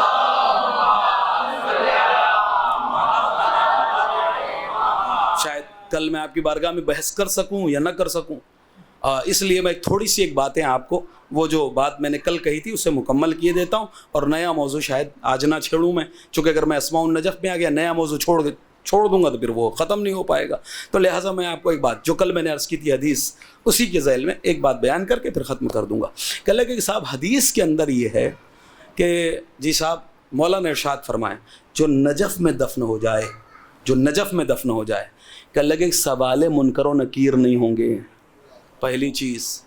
دوسری چیز، فشار قبر نہیں ہوگا۔ اللہ اکبر، جو نجف میں دفن ہو جائے سوال نہیں ہوں گے، فشار نہیں ہوگا۔ تیسری چیز، بغیر حساب و کتاب کے بخشا جائے گا۔ اور چوتھی چیز کہ لگے جہنم کی آگ اسے چھو بھی نہ پائے گی۔ اللہ اکبر، بھئی یہ سوال و جواب کیوں نہیں ہوں گے؟ کہ لگے اس لیے کہ اگر بے دین ہوتا تو نجف آتا کیوں؟ اللہ اکبر، اگر بے دین ہوتا تو نجف آتا کیوں؟ سوال و جواب نہیں ہوں گے۔ بھائی فشار کیوں نہیں ہوگا؟ کہ لگے بو تراب کے دیار میں سویا ہے، تراب کی اوقات ہے جو پیس دے۔ اللہ اکبر، کہ لگے بے حساب و کتاب بخشا جائے گا کیوں؟ کہ لگے علی کی محبت گناہوں کو ایسے کھا جاتی ہے جیسے آگ لکڑی کو، جہنم کی آگ چھو نہ پائے گی۔ کیوں؟ کہ اس لیے کہ اب یہ میرے جملے نہیں ہیں، کتاب کے جملے ہیں، یہ بھی دکھاؤں گا کتاب کے اندر۔ کہ لگے اس لیے نہ چھو پائے گی کیونکہ علی کی امان میں ہے۔ نہیں سمجھے؟ امان نہیں سمجھے؟ امان نہیں سمجھے؟ بھائی ہاتھ پہ 2 روپے کا اماں سکہ باندھ دیتی ہے، پورے سفر مطمئن رہتی ہے کہ میرے بچے کو کچھ ہوگا نہیں۔ بھئی کیوں نہیں ہوگا؟ کیا 2 روپے کا سکہ بچا لے گا؟ کیا سکہ نہیں بچائے گا؟ وہ جو رضا کی ضمانت میں دیا ہے، 2 روپے کا سکہ بچائے گا۔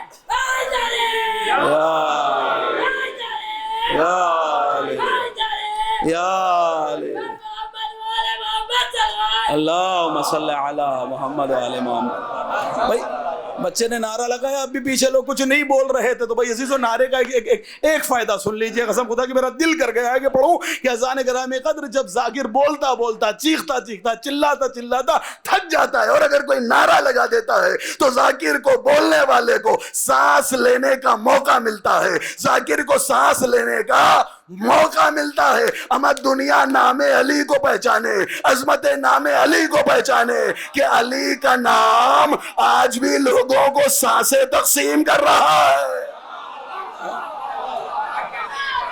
لگے کہ صاحب علی کا نام, جزاک اللہ مولا سلامتی عطا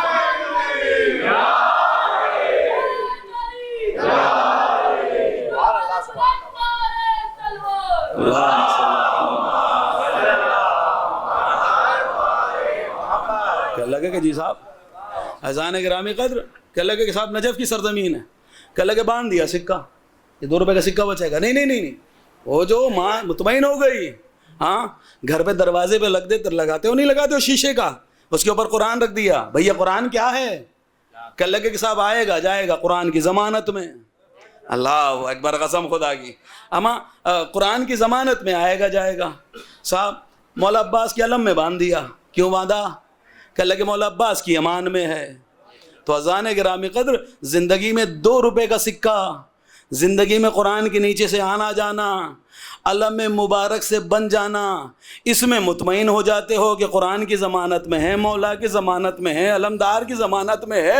اور نجف کی سرزمین پر جہاں علی کا قبضہ ہو, جہاں علی سو رہا ہو, نہیں سمجھ, چلیے میں آسان کروں گفتگو کو. دیکھیں صاحب کتاب فرماتے ہیں, وہ لکھتے ہیں کہ لگے کہ صاحب وہ کہتے ہیں کہ اگر کوئی کسی سے امان مانگے, بہت توجہ, اب میں چچا سے, ہمارے نام میں ذہن سے نکلا جی, نہال بھائی, کیا عرف کیا ہے, منو بھائی, چلیے صاحب, ہاں منو بھائی لیجیے صاحب چچا جان. کل لگے کہ صاحب منو بھائی سے میں امان مانگوں کہ جی صاحب میں بروڑا میں آ گیا ہوں, اب بارش بہت سخت ہو رہی ہے, کہاں ٹکوں, پردیسی آدمی, کہاں رہوں, اور منو بھائی مجھے کہہ دیں ہاں مولانا کوئی بات نہیں, آ جائیے, میں آپ کو امان دیے دیتا ہوں, یعنی اپنے چھتر سایہ میں لیے لیتا ہوں, آ جائیے آپ گھر پہ, کل صبح چلے جائیے, کوئی بات نہیں.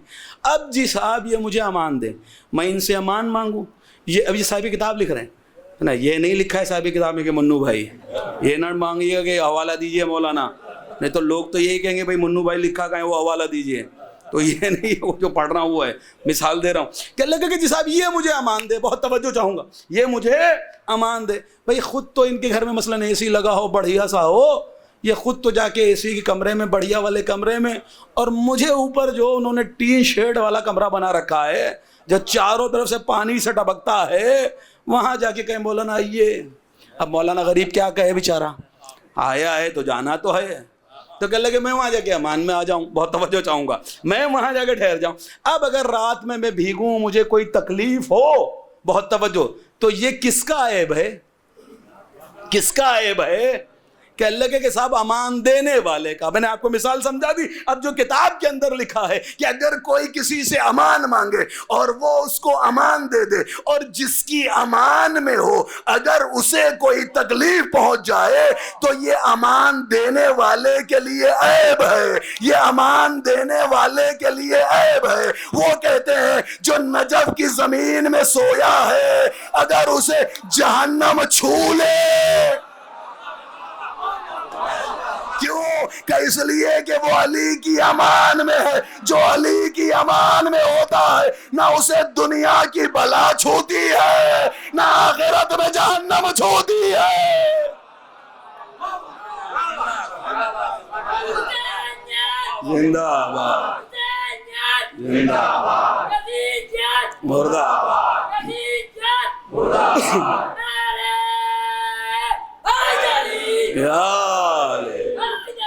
یا علی اللہم صلی علی محمد و آل محمد وعجل فرج. اذان گرامی قدر کہ لگے کہ جو علی کی امان میں ہو, کہ لگے کہ بغیر حساب و کتاب کے بخشا جائے گا. اللہ اکبر. کیا ہے نجف, کسے کہتے ہیں نجف؟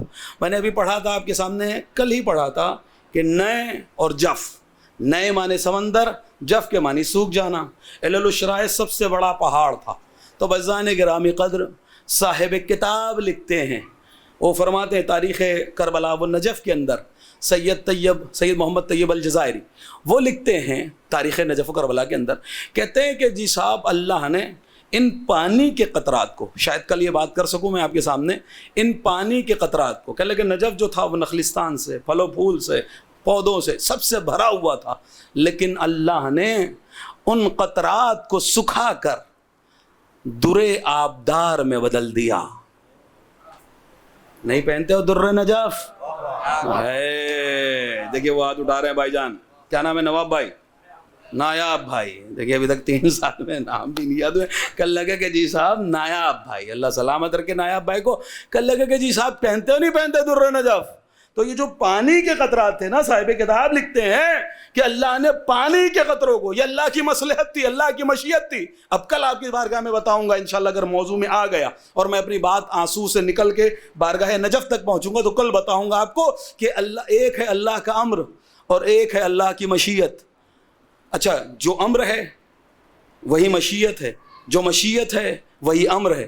مشیت کا مطلب چاہت، بہت توجہ، امر مانے حکم، مشیت مانے چاہت۔ جو اللہ کا امر ہے وہی اللہ کی مشیت ہے، جو اللہ کی مشیت ہے وہی اللہ کا امر ہے۔ اور اکثر و بیشتر جو مشیت ہوتی ہے وہی امر ہوتا ہے، جو امر ہوتا ہے وہی مشیت ہوتا ہے۔ لیکن کبھی کبھی مصلحت ایسی ہو جاتی ہے کہ اللہ کا امر کچھ ہوتا ہے، مشیت کچھ ہوتی ہے، لیکن غلبہ مشیت کو ہی ہوتا ہے۔ اب یہ میری مثال نہیں ہے، امام جعفر کی مثال ہے۔ امام ارشاد فرماتے ہیں اللہ کا حکم تھا کہ سب کے سب سجدہ کریں، مشیت یہ تھی ابلیس نہ کرے۔ اب یہ کل اب ایک باتیں کل ہوں گی، ہاں تھوڑا سا بتا دوں ابھی تاکہ کل آپ جلدی سے آئیں، ہے نا، مجھے انتظار نہ کرنا پڑے۔ ایک بلند ترین صلوات پڑھے، پہلے اس بات کو میں مکمل کی دیتا ہوں، بس ختم کر دیا۔ کہ لگے اللہ نے تمام پانی کے قطرات کو کاہے میں بدل دیا؟ کلے در آبدار میں بدل دیا۔ تو یہ در آبدار میں کیوں بدلا؟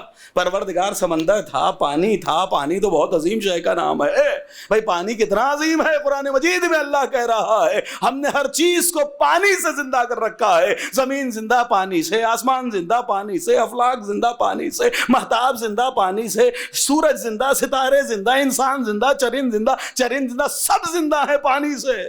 بھئی یہی تو اللہ نے کہا نا ہم نے ہر چیز کو پانی سے زندہ کر رکھا ہے۔ اب مولا عباس کے 2 لقب یاد آ رہے ہیں مجھے، کہ لگے مولا عباس کا ایک لقب ہے یا قابض ہو یا باسط ہو۔ قابض کا مطلب قبض کرنے والا، باسط کا مطلب چھوڑ دینے والا۔ مولا قابض کب بنے، باسط کب بنے؟ کہ لگے وہ جو دریا سے چلو اٹھایا تھا، کہ لگے وہ جو چلو اٹھایا تھا نا، وہ چلو نہیں اٹھایا تھا، پانی کی روح کھینچ لی تھی، پانی تڑپ رہا تھا، عباس اب مرے تب مرے، عباس اب مرے تب مرے، عباس اب مرے تب مرے۔ غازی نے دریا کے منہ پہ چلو نہیں مارا تھا بلکہ روح کو واپس لوٹا دیا تھا۔ قابض بنے، جب مارا پانی کو منہ پر تو باسط بنے۔ اب مجھے کہنے دیجئے، قرآن کہتا ہے ہم نے ہر چیز کو پانی سے زندہ کر رکھا ہے۔ بھئی کائنات کو جو زندہ رکھے اسے پانی کہتے ہیں، جو پانی کو زندگی عطا کرے اسے عباس کہتے ہیں۔ اللہ یہ بس سن لیجئے کہ اللہ کہ جی صاحب یہ پانی کے قطرات کو نخلستان تھا، پورا بھرا ہوا تھا، پھل و پھول پودے سب کچھ تھے۔ پروردگار سوال کر سکتا ہوں نا، حق ہے نا، سمجھ میں نہیں آ رہا ہے، ان کو قطروں کو در آبدار میں کیوں بدل دیا، پتھر میں کیوں بدل دیا؟ اللہ کی آواز آئے گی۔ اگر پھل ہوتے، پھول ہوتے، پانی ہوتے، علی کی قبر کو ایک دن ظاہر ہونا تھا نا۔ بھائی ٹھیک ہے، کب ظاہر ہوئی ہے مولا علی کی قبر؟ اب میں نہیں پڑھوں گا، ہارون کا دور ہے، وہ سب کچھ آپ کے سامنے واقعہ ہے نا صاحب۔ کہ لگے ہرن چلا گیا، کون نہیں گیا؟ ہاں ارے تیز بول دیجیے نا بھائی۔ ہاں کہ لگے کہ جی صاحب کیا ہوا؟ کہ لگے کہ اب وہ علی کی قبر کو ظاہر ہونا تھا، کہ لگے زائرین آتے، آنے کے بعد پھل پھول لے کے جاتے۔ بھائی ہم بھی زمزم لے کے آئے، حج کر کے آئے تو ہم بھی کھجورے لے کے آئے۔ بھائی جب تک زمزم تھا کھجورے تھی، حج کی باتیں تھیں، کھجورے کھا لی، زمزم پی لیا، بات ختم ہو گئی۔ اللہ اکبر، قسم خدا کی بھائی نہیں سمجھے آپ۔ بھائی اگر محنت ہو تو بولیے گا کہ لگے علی کی قبر کو ظاہر ہونا تھا، زائرین کا تاتا لگتا، اگر پانی رہنے دیتا، پھلو پھول رہنے دیتا، زائرین آتے نجف سے پانی پھلو پھول لے کے جاتے، جب تک نجف کا پانی رہتا، پھلو پھول رہتے، لوگوں کے ذہن میں نجف رہتا۔ یہ در آبدار سے اس لیے بدل دیا تاکہ یہ ہمیشہ تیرے ہاتھ میں رہے، جب جب در نجف کو دیکھتا جائے نجف کے شاہ کو یاد کرتا جائے۔ بات پہنچ رہی ہے؟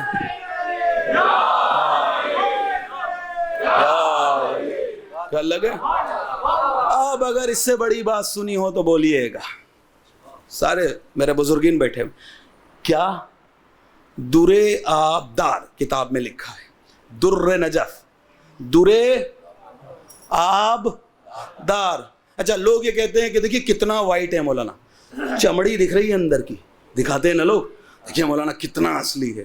عزیزو یاد رکھیے گا جتنا مٹ میلا ہوگا، بندکی والا ہوگا، وہی اصلی ہوگا۔ ہاں بتا دیا اصلی نقلی کی پہچان۔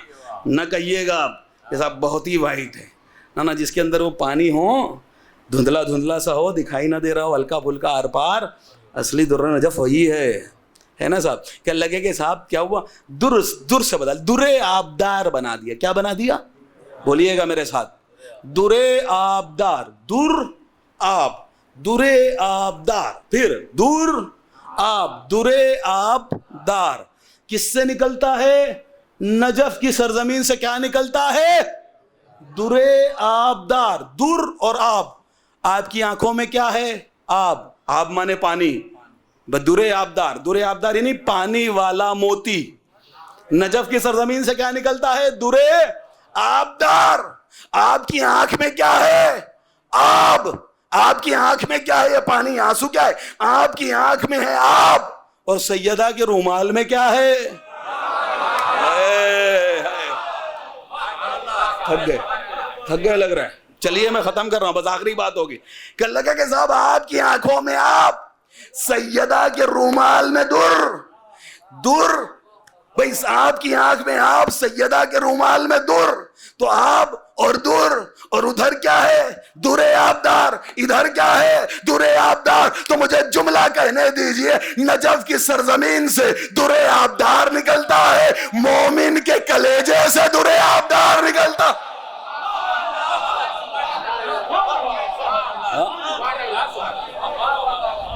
کیا لگے گا جی صاحب؟ بس آنے گرامی، بس بہت شکر گزار ہوں آپ کا، بہت باتیں ہیں نجف کے اوپر۔ ابھی میں نے کہا نا پورا الحمدللہ جو ہے وہ 5 مجلسوں سے زیادہ ابھی پڑھی ہیں صرف نجف کے اوپر، تو سنا تھا، لیکن بہرحال اب کل چونکہ موضوع ہے، پھر یہ کوئی نہ ہو کہ بعد میں کہہ دے بھائی موضوع رکھ دیا تھا، آنسو پڑھا کچھ نہیں آنسو پہ، ہے نا؟ تو ایسا نہیں ہوگا انشاءاللہ، کل بھی آنسو پہ پڑھیں گے۔ کل لگے گا جی صاحب یہ آنسو کیا ہے؟ یہ نجات کا ضامن ہے، سیدہ کی خواہش ہے، علی کی دعا ملتی ہے، رسول اللہ خوش ہو جاتے ہیں جب تم روتے ہو، اللہ تمہاری زندگیاں کرے، ان رونے کے صدقے میں اللہ تمہارے گھروں سے بلاؤں کو دور کرے، مصیبتیں دور ہو جائیں۔ روتے رہا کرو نا، تو دعائیں مانگتے رہا کرو جو بھی مصیبتیں ہوں، اور خاص کر کے جب سکینہ کے مصائب ہوئیں، میرا مولا امام حسین فرماتا ہے کہ جب میری سکینہ کے مصائب ہوں اور اگر کوئی بیمار ہو نا تو بیماری کے لیے دعا کر دینا، اللہ حسین کے صدقے میں اس کی بیماری کو شفا میں بدل دے گا۔ اللہ اکبر۔ خواہش تھی مرد مومن کی، چاہا تھا کہ جناب سکینہ کے مصائب پڑھوں، کل ایک روایت پڑھی تھی، اب دونوں مجلس میں جناب سکینہ کا ذکر کر دوں گا، اور کیوں نہ کروں، اس لیے کہ یہ ایام چل ہی وہ رہے ہیں، 9 تاریخ کو کوئی شہادت کرتا ہو، 10 تاریخ کوئی مانتا ہو، کوئی 11 کی روایت تسلیم کرتا ہو، لیکن ہے اسی دنوں میں جناب سکینہ کی شہادت۔ یہ بچی کون ہے کہ لگے سکینہ ایسی یتیمہ ہے، ایسی مظلومہ ہے، ایسی معصومہ ہے کہ جس کا سر بھی زخمی ہے، جس کا گلا بھی زخمی ہے، جس کی پشت بھی زخمی ہے، جس کے پیر کے تلوے بھی زخمی ہے، جس کے کان بھی زخمی ہے، ارے جس کے چہرے پر تماچوں کے نیلے نشان۔ اللہ اکبر، اجرکم اللہ۔ علامہ دوستانی فرماتے ہیں، کہتے ہیں کہ سکینہ وہ یتیمہ، وہ معصومہ، وہ مظلومہ ہے کہ جس کی سانس ایک تھی تماچے 4 تھے۔ اللہ اکبر، آوازیں بلند رویا کریے، چیخے مار کے رویا کریے۔ کل بھی کہا تھا پھر کہہ دے رہا ہوں، صدیقہ طاہرہ آتی ہے رو رو کے کہتی ہے اے رونے والے یہ تیرے آنسو نہیں ہے، میرے زخمی حسین کا مرہم ہے۔ کسی زائر نے عالم خواب میں پوچھا تھا یا حسین کیا آپ کے سارے زخم آنسوؤں سے بھر جاتے ہیں؟ میرے مولا حسین نے فرمایا تھا یہ سارے زخم مندمل ہو جاتے ہیں، آنسوؤں سے ختم ہو جاتے ہیں، لیکن دو زخم ایسے ہیں کہ جو حسین کے دل پہ لگے ہیں جو آنسوؤں سے بھی نہیں بھرتے۔ کہ پہلا زخم تو تب لگا تھا جب میرا عباس بازو کٹا کے زمین پر گرا تھا، اور دوسرا زخم تب لگا ارے جس کی ماں کا مہر ساری دنیا کا پانی ہو، وہ حسین کربلا کے میدان میں اتنا غریب تھا کہ اس کا کڑیل جوان ایک قطرہ پانی کا مانگ رہا تھا، لیکن حسین اپنے کڑیل جوان کو ایک قطرہ پانی کا نہ دے پایا۔ اجرکم اللہ۔ ہاں عزیزو، اللہ تمہارے بچے سلامت رہیں، آپ کے گھر میں بیٹیاں ہیں، آپ کے گھر میں نواسیاں ہیں، آپ کے گھر میں پوتیاں ہیں، اللہ تمہاری بیٹیاں نواسیاں پوتیاں سلامت رہیں۔ اللہ کسی کی بیٹی ایسے نہ اجڑے جیسے حسین کی سکینہ اجڑی ہے، اللہ کسی کی پوتی ایسے نہ تماچے کھائے جیسے شیر خدا۔ جزاک اللہ، جزاک اللہ، اللہ سلامتی عطا فرمائے، جیو تم سلامت رہو۔ ہاں عزیزو، سکینہ آپ کے گھر میں بچی ہے نا؟ ہاں بچی آپ کے گھر میں 4 برس کی بچی کتنی بڑی ہوتی ہے؟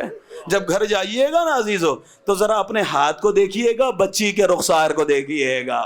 میں نے جملہ پڑھ دیا، ایک بڑے انسان کا ہاتھ کتنا بڑا ہوتا ہے، بچی کا رخسار کتنا بڑا ہوتا ہے۔ میرا مولا امام زمانہ سلام کر کے کہتا ہے السلام علیک یا دم السائلات، اے بہتے ہوئے خون تجھ پہ میرا سلام۔ ارے یہ خون کون سا تھا؟ کہ یہ سکینہ کے کانوں کا خون تھا جو کربلا سے لے کر کوفہ اور کوفے سے لے کر شام تک بہتا رہا۔ ارے ہم اور آپ کما اور زنجیر کرتے ہیں نا، ڈاکٹر یہ کہتے ہیں اگر کسی جگہ پر زخم لگ جائے تو بدن کا قانون یہ ہے کہ تھوڑی دیر بعد خون نکلنا بند ہو جاتا ہے، لیکن ڈاکٹر کہتے ہیں اگر زخم کو بار بار کریدا جائے، بار بار چھیڑا جائے، جتنی بار کریدا جائے گا اتنی بار اس میں سے خون نکلتا رہے گا۔ اب میں جملہ پڑھ رہا ہوں، احساس والو احساس کرنا۔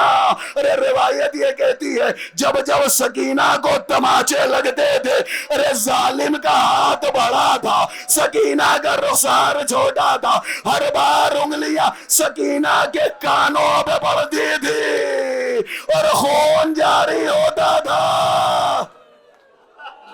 اجرکم اللہ، اجرکم اللہ، بابا سے بلند گریا کرو۔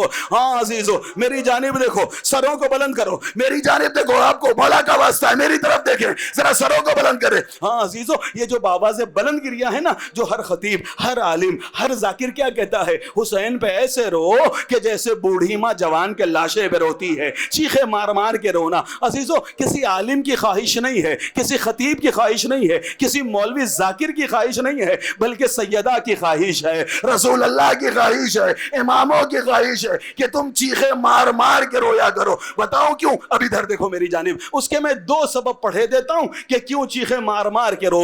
پہلا جملہ مولا حسین کا ہے، دوسرا جملہ سید سجاد کا ہے۔ مولا حسین کا جملہ ہے کہ مجھے رلا رلا کے مارا گیا۔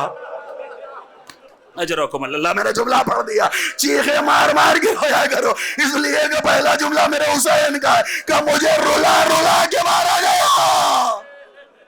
اللہ اکبر۔ دوسرا جملہ پڑھوں، میرے مولا سید، میری جانب دیکھو، مولا سید سجاد کا جملہ ہے، مولا سید سجاد میں دیکھیے آپ رونا ہے، ایک رونا چیخے مار کے رونا، ایک رونا کھل کے رونا، اور ایک رونا ہے گھٹ گھٹ کے رونا، جسے سسکیاں لے لے کے رونا کہتے ہیں نا، سسک سسک کے رونا۔ عزیزو میرے مولا سید سجاد کا جملہ سنو گے؟ میرا مولا سید سجاد کہتا ہے کہ جب ہمیں اسیر بنا کے لے جایا گیا نا، تو 11 محرم کو جب اسیر بنا کے لے جایا گیا ہے، ہمیں کربلا سے کوفہ اور کوفے سے شام تک لے جایا گیا ہے نا، تو میرا مولا کہتا ہے اگر ہم میں کوئی سسک کے بھی روتا تھا، کوئی گھٹ گھٹ کے بھی روتا تھا نا، تو اسے ظالم تازیانے مارا کرتے تھے، اسے درے لگائے جاتے تھے۔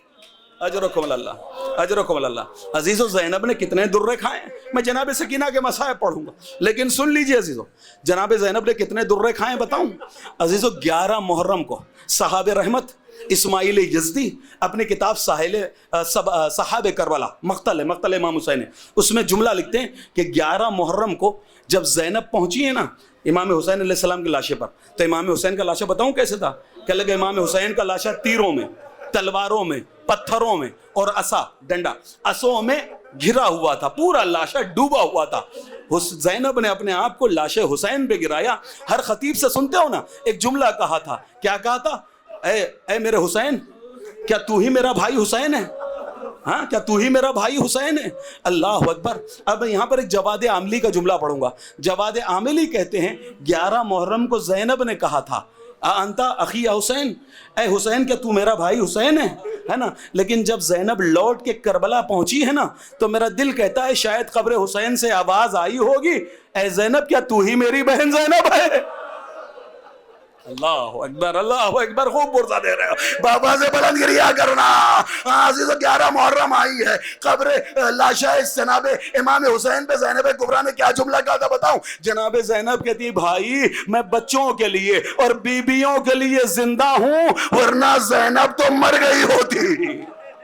اللہ اکبر، زینب مر گئی ہوتی۔ اور وہ ایک جملہ لکھتے ہیں کہ لگے کہ 11 محرم کو زینب کی پشت کا عالم یہ تھا کہ اتنے کوڑے پڑے تھے کہ بی بی کی پشت سیاہ ہو گئی تھی۔ یہ 11 محرم کا بات پڑھ رہا ہوں، 11 محرم کو بی بی کی پشت سیاہ ہو گئی تھی۔ اب ام لقمان کی روایت سن لیجیے آپ عزیزو۔ ام لقمان کون ہے؟ کہہ لے کہ جناب مسلم ابن عقیل کی بہن ہے۔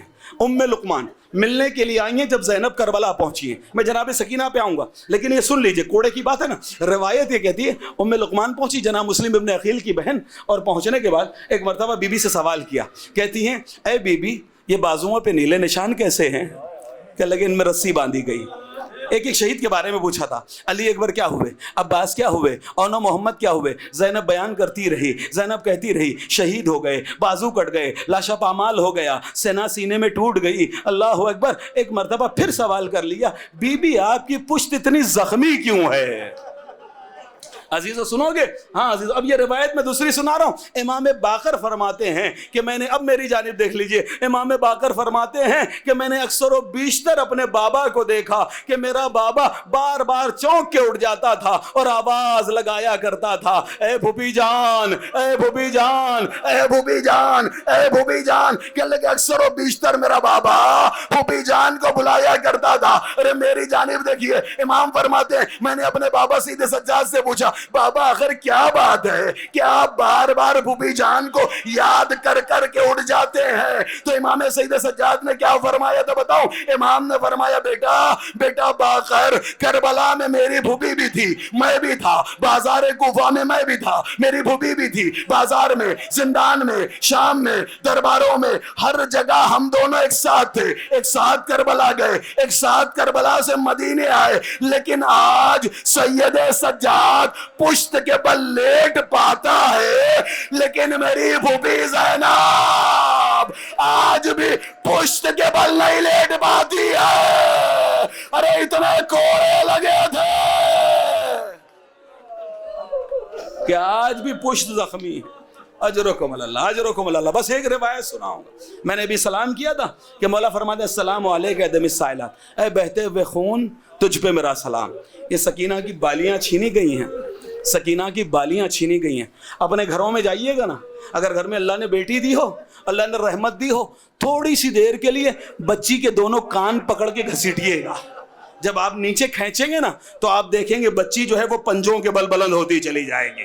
تھوڑے سے کھینچیے گا، گھر پہ جا کے ابھی دیکھیے گا کہ جب بچی کے کان کھینچیں گے نا بچی زمین سے اٹھتی چلی جائے گی۔ اب میں آپ کو روایت سنائے دیتا ہوں۔ خولی ملعون کو جب حضرت مختار سقفی نے گرفتار کیا تو کہا کہ تو بڑا شقی القلب تھا، بڑا سنگ دل تھا، بتا کربلا کے میدان میں کون سے ستم ڈھائے؟ وہ ملعون کہتا ہے میں نے کربلا کی زمین پر دیکھا ایک بچی ہے جس کے چہرے پر تماچوں کے نشان لگے ہیں، جس کا دامن جلا ہوا تھا، جو مقتل میں آواز دے رہی تھی چچا عباس عباس اے امو کہاں پر ہو؟ میں نے دیکھا اس کے کانوں میں بالیاں ہیں. میں نے گھوڑے کو دوڑایا, بچی کے قریب پہنچا, اور پہنچنے کے بعد میں نے بچی سے کہا بچی یہ بالیاں مجھے دے دے. بچی نے کانوں پر ہاتھ رکھے اور رکھنے کے بعد کہا ظالم یہ گوشوارے نہ مانگ, میرے چچا عباس نے بڑی محبتوں سے پہنائے تھے. ظالم کہتے ہیں میں اتر گیا, بچی کے قریب بڑھنے لگا, بچی پیچھے ہٹنے لگی اور کہتی ہے ظالم مجھے ہاتھ نہ لگانا, میں سید زادی ہوں, میں فاطمہ کی بیٹی ہوں. اللہ اکبر. وہ ملعون کہتا ہے کہ بچی گوشوارے اتار رہی تھی, لیکن بچی اتنی چھوٹی تھی کہ بچی کو گوشوارے اتارنے نہیں آتے تھے. اب قیامت ہو گئی, آنسوؤں کو نہ روکنا.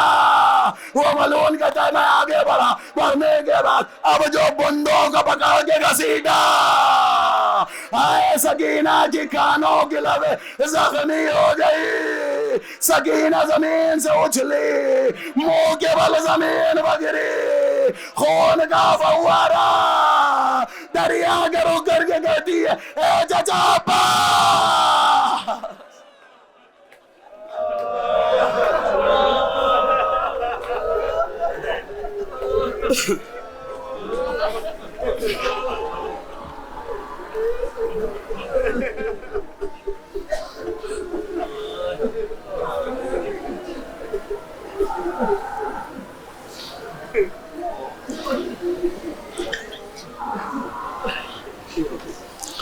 ألا لعنة الله على القوم الظالمين سيعلم الذين ظلموا أي منقلب ينقلبون. اللهم صل على محمد وآله. اللهم إني أسألك بحق فاطمة وأبيها وبعلها وبنيها وسر المستودع فيها أن تصلي على محمد وآل محمد وأن تفعل بما أنت أهل ولا تفعل بما أنا أهله. اللهم ارزقني رزقا واسعا حلالا طيبا رب لا تزغ فردا وأنت خير الوارثين. اللهم احفظني من كل بلاء الدنيا وعقوباتها. اللهم ارزقني زيارة قبر الحسين في الدنيا وشفاعة الحسين في الآخرة. اللهم صل على محمد وآل محمد. اللهم بحق زہرا.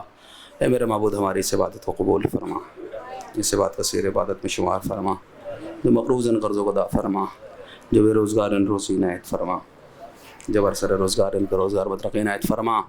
حاضرین ناظرین منظورین جملہ شرکائے مجلس کی تمام دلی مقاصد اور مراد کو پورا فرما, کثرت سے عبادت کرنے کی توفیق عنایت فرما, اعمال بد سے بچنے کی توفیق عنایت فرما, ہمارے آنسوؤں کو قبول فرما.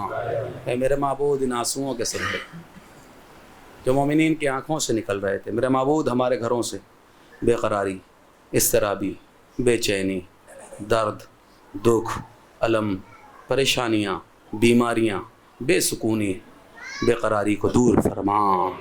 ہم سب کو سچا زادہ امام حسین علیہ السلام بننے کی توفیق عنایت فرما. اے میرے معبود علماء اعلام کا سایہ, مراجع کرام کا سایہ ہمارے سروں پر قائم و دائم فرما. اے میرے معبود شہداء کربلا چہاردہ معصومین علیہم الصلوۃ والسلام کا واسطہ, یہ جتنے بیٹھے ہیں اسی دہلیز کے بھکاری, اسی دہلیز کے منگتے, اسی دہلیز کے فقیر, اسی دہلیز کے سوالی, اے میرے معبود دنیا کے سامنے ہاتھ پھیلائیں گے, ایک بار دے گی, ہزار بار ذلیل و رسوا کرے گی, لیکن اگر ان کا نظر کرم ہو گیا, انہوں نے نظر عنایت اور لطف اور رحم کر دیا, 7 نسلیں آباد ہو جائیں گی. میرا معبود اپنا اور اہل بیت علیہم الصلوۃ والسلام کی نظر کرم ہم پر عنایت فرما. اے میرے معبود اب اس سے بڑا میرے پاس کوئی واسطہ نہیں ہے, ہاتھوں کو بلند کر لو. بھیک مانگنے آئے ہو, اگر حسین سے بھیک مانگنے آئے ہو, رو رہے تھے اور حسین کے بھکاری, حسین کے در کے فقیر ہو, تو ہاتھوں کو پھیلاؤ. میں بہت بڑا واسطہ دے رہا ہوں. میرے معبود جس نے ہاتھ پھیلایا, ہر کسی کے گھر میں کوئی نہ کوئی پریشانی. اے میرے معبود تجھے حسین کے یتیم بچوں کا واسطہ ہے, ان تمام رونے والوں کی تمام پریشانیاں, آفتوں اور بلاؤں کو دور فرما, ان کے تمام آرزوؤں کو پورا فرما. سب سے عظیم دعا تیری آخری حجت یوسف زہرا وارث کربلا منتقم حسین امام عصر کے ظہور میں تعجیل فرما, ہمیں عوان اور ناصرین میں شمار فرما. ماتم حسین. نہ رو نہ سکینہ, نہ رو نہ سکینہ, نہ رو نہ سکینہ, نہ رو نہ سکینہ. عباس نہ بلا کے آئے گا سکینہ عباس ناب لوٹ کے آئے گا سکینہ عباس ناب لوٹ کے آئے گا سکینہ عباس ناب لوٹ کے آئے گا سکینہ عباس ناب لوٹ کے آئے گا سکینہ عباس ناب لوٹ کے آئے گا سکینہ عباس ناب لوٹ کے آئے گا سکینہ اب کون تیرے ناز اٹھائے گا سکینہ عباس ناب لوٹ کے آئے گا سکینہ عباس ناب لوٹ کے آئے گا سکینہ ہر بھائی سے جدا ہو کے یوں فرماتے تھے مولا بھائی سے جدا ہو کے یوں فرماتے تھے مولا بھائی سے جدا ہو کے یوں فرماتے تھے مولا اب کون میرے گھر کو بچائے گا سکینہ عباس ناب لوٹ کے آئے گا سکینہ عباس ناب لوٹ کے آئے گا سکینہ ہر کیا ہوگا ذرا دیر میں معلوم ہے ہم کو کیا ہوگا ذرا دیر میں معلوم ہے ہم کو کیا ہوگا ذرا دیر میں معلوم ہے ہم کو ترخوں میں علم نہر سے آئے گا سکینہ عباس ناب لوٹ کے آئے گا سکینہ عباس ناب لوٹ کے آئے گا سکینہ ہر ایک شور ہے کوہرام ہے بی بی لب دریا ایک شور ہے کوہرام ہے بی بی لب دریا ایک شور ہے کوہرام ہے بی بی لب دریا لگتا ہے کہ اب شیر نہ آئے گا سکینہ عباس ناب لوٹ کے آئے گا سکینہ عباس ناب لوٹ کے آئے گا سکینہ ہر تلواروں میں نیزوں میں گھرا ہے میرا بھائی تلواروں میں نیزوں میں گھرا ہے میرا بھائی تلواروں میں نیزوں میں گھرا ہے میرا بھائی وہ مشک و علم کیسے بچائے گا سکینہ عباس ناب لوٹ کے آئے گا سکینہ عباس ناب لوٹ کے آئے گا سکینہ ہر عباس نہ ہوں گے تیرے بابا بھی نہ ہوگا عباس نہ ہوں گے تیرا بابا بھی نہ ہوگا عباس نہ ہوں گے تیرے بابا بھی نہ ہوگا اب کون تیری پیاس بجھائے گا سکینہ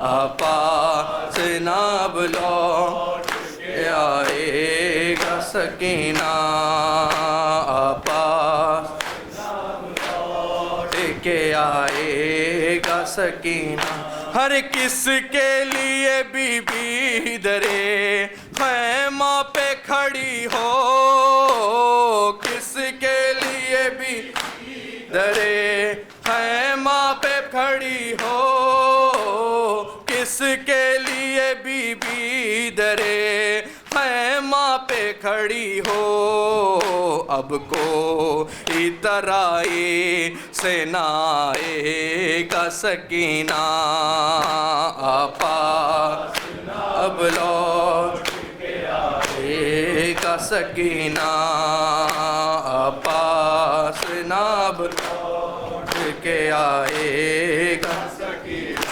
ہر عباس کا وعدہ ہے کہ پانی نہ پیے گا، عباس کا وعدہ ہے کہ پانی نہ پیے گا، عباس کا وعدہ ہے کہ پانی نہ پیے گا، پہلے تمہیں کوثر پہ پلائے گا سکینہ، عباس ناب لوٹ کے آئے گا سکینہ۔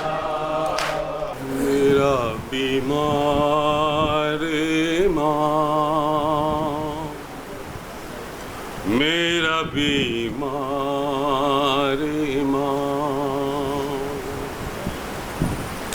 وقت سجاد نے کیسے وہ گزارا ہوگا، وقت سجاد نے کیسے وہ گزارا ہوگا، وقت سجاد نے کیسے وہ گزارا ہوگا، وقت سجاد نے کیسے وہ گزارا ہوگا، وقت سجاد نے کیسے وہ گزارا ہوگا، وقت سجاد نے کیسے وہ گزارا ہوگا۔ یا رب کوئی مل جائے نا پہچاننے والا،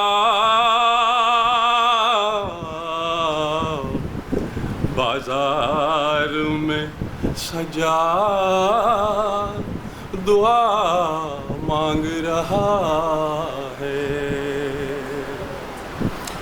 وقت سجاد نے کیسے وہ گزارا ہوگا، وقت سجاد نے کیسے وہ گزارا ہوگا، نام زینب کا جو غیروں نے پکارا ہوگا، وقت سجاد نے کیسے وہ گزارا ہوگا، وقت سجاد نے کیسے وہ گزارا ہوگا۔ لو حسین بن علی پیاسے ذبح ہونے لگے، لو حسین بن علی پیاسے ذبح ہونے لگے، کتنا شرمندہ وہ دریا کا کنارہ ہوگا، وقت سجاد نے کیسے وہ گزارا ہوگا، وقت سجاد نے کیسے وہ گزارا ہوگا۔ وہ گرا زین سے زینب کی ردا کا ضامن، وہ گرا زین سے زینب کی ردا کا ضامن، کون اب فاطمہ جائی کا سہارا ہوگا، وقت سجاد نے کیسے وہ گزارا ہوگا، وقت سجاد نے کیسے وہ گزارا ہوگا۔ سر میدان تو جانے تو لگا ہے اصغر، سر میدان تو جانے تو لگا ہے اصغر، کس طرح تیرے بنا ماں کا گزارا ہوگا.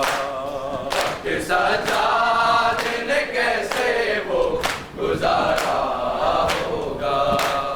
وقت سجاد نے کیسے وہ گزارا ہوگا. نو کے نیزہ کے بہانے لگے آنسو مولا. نو کے نیزہ کے بہانے لگے آنسو مولا. پھر سکینہ کو کسی شخص نے مارا ہوگا.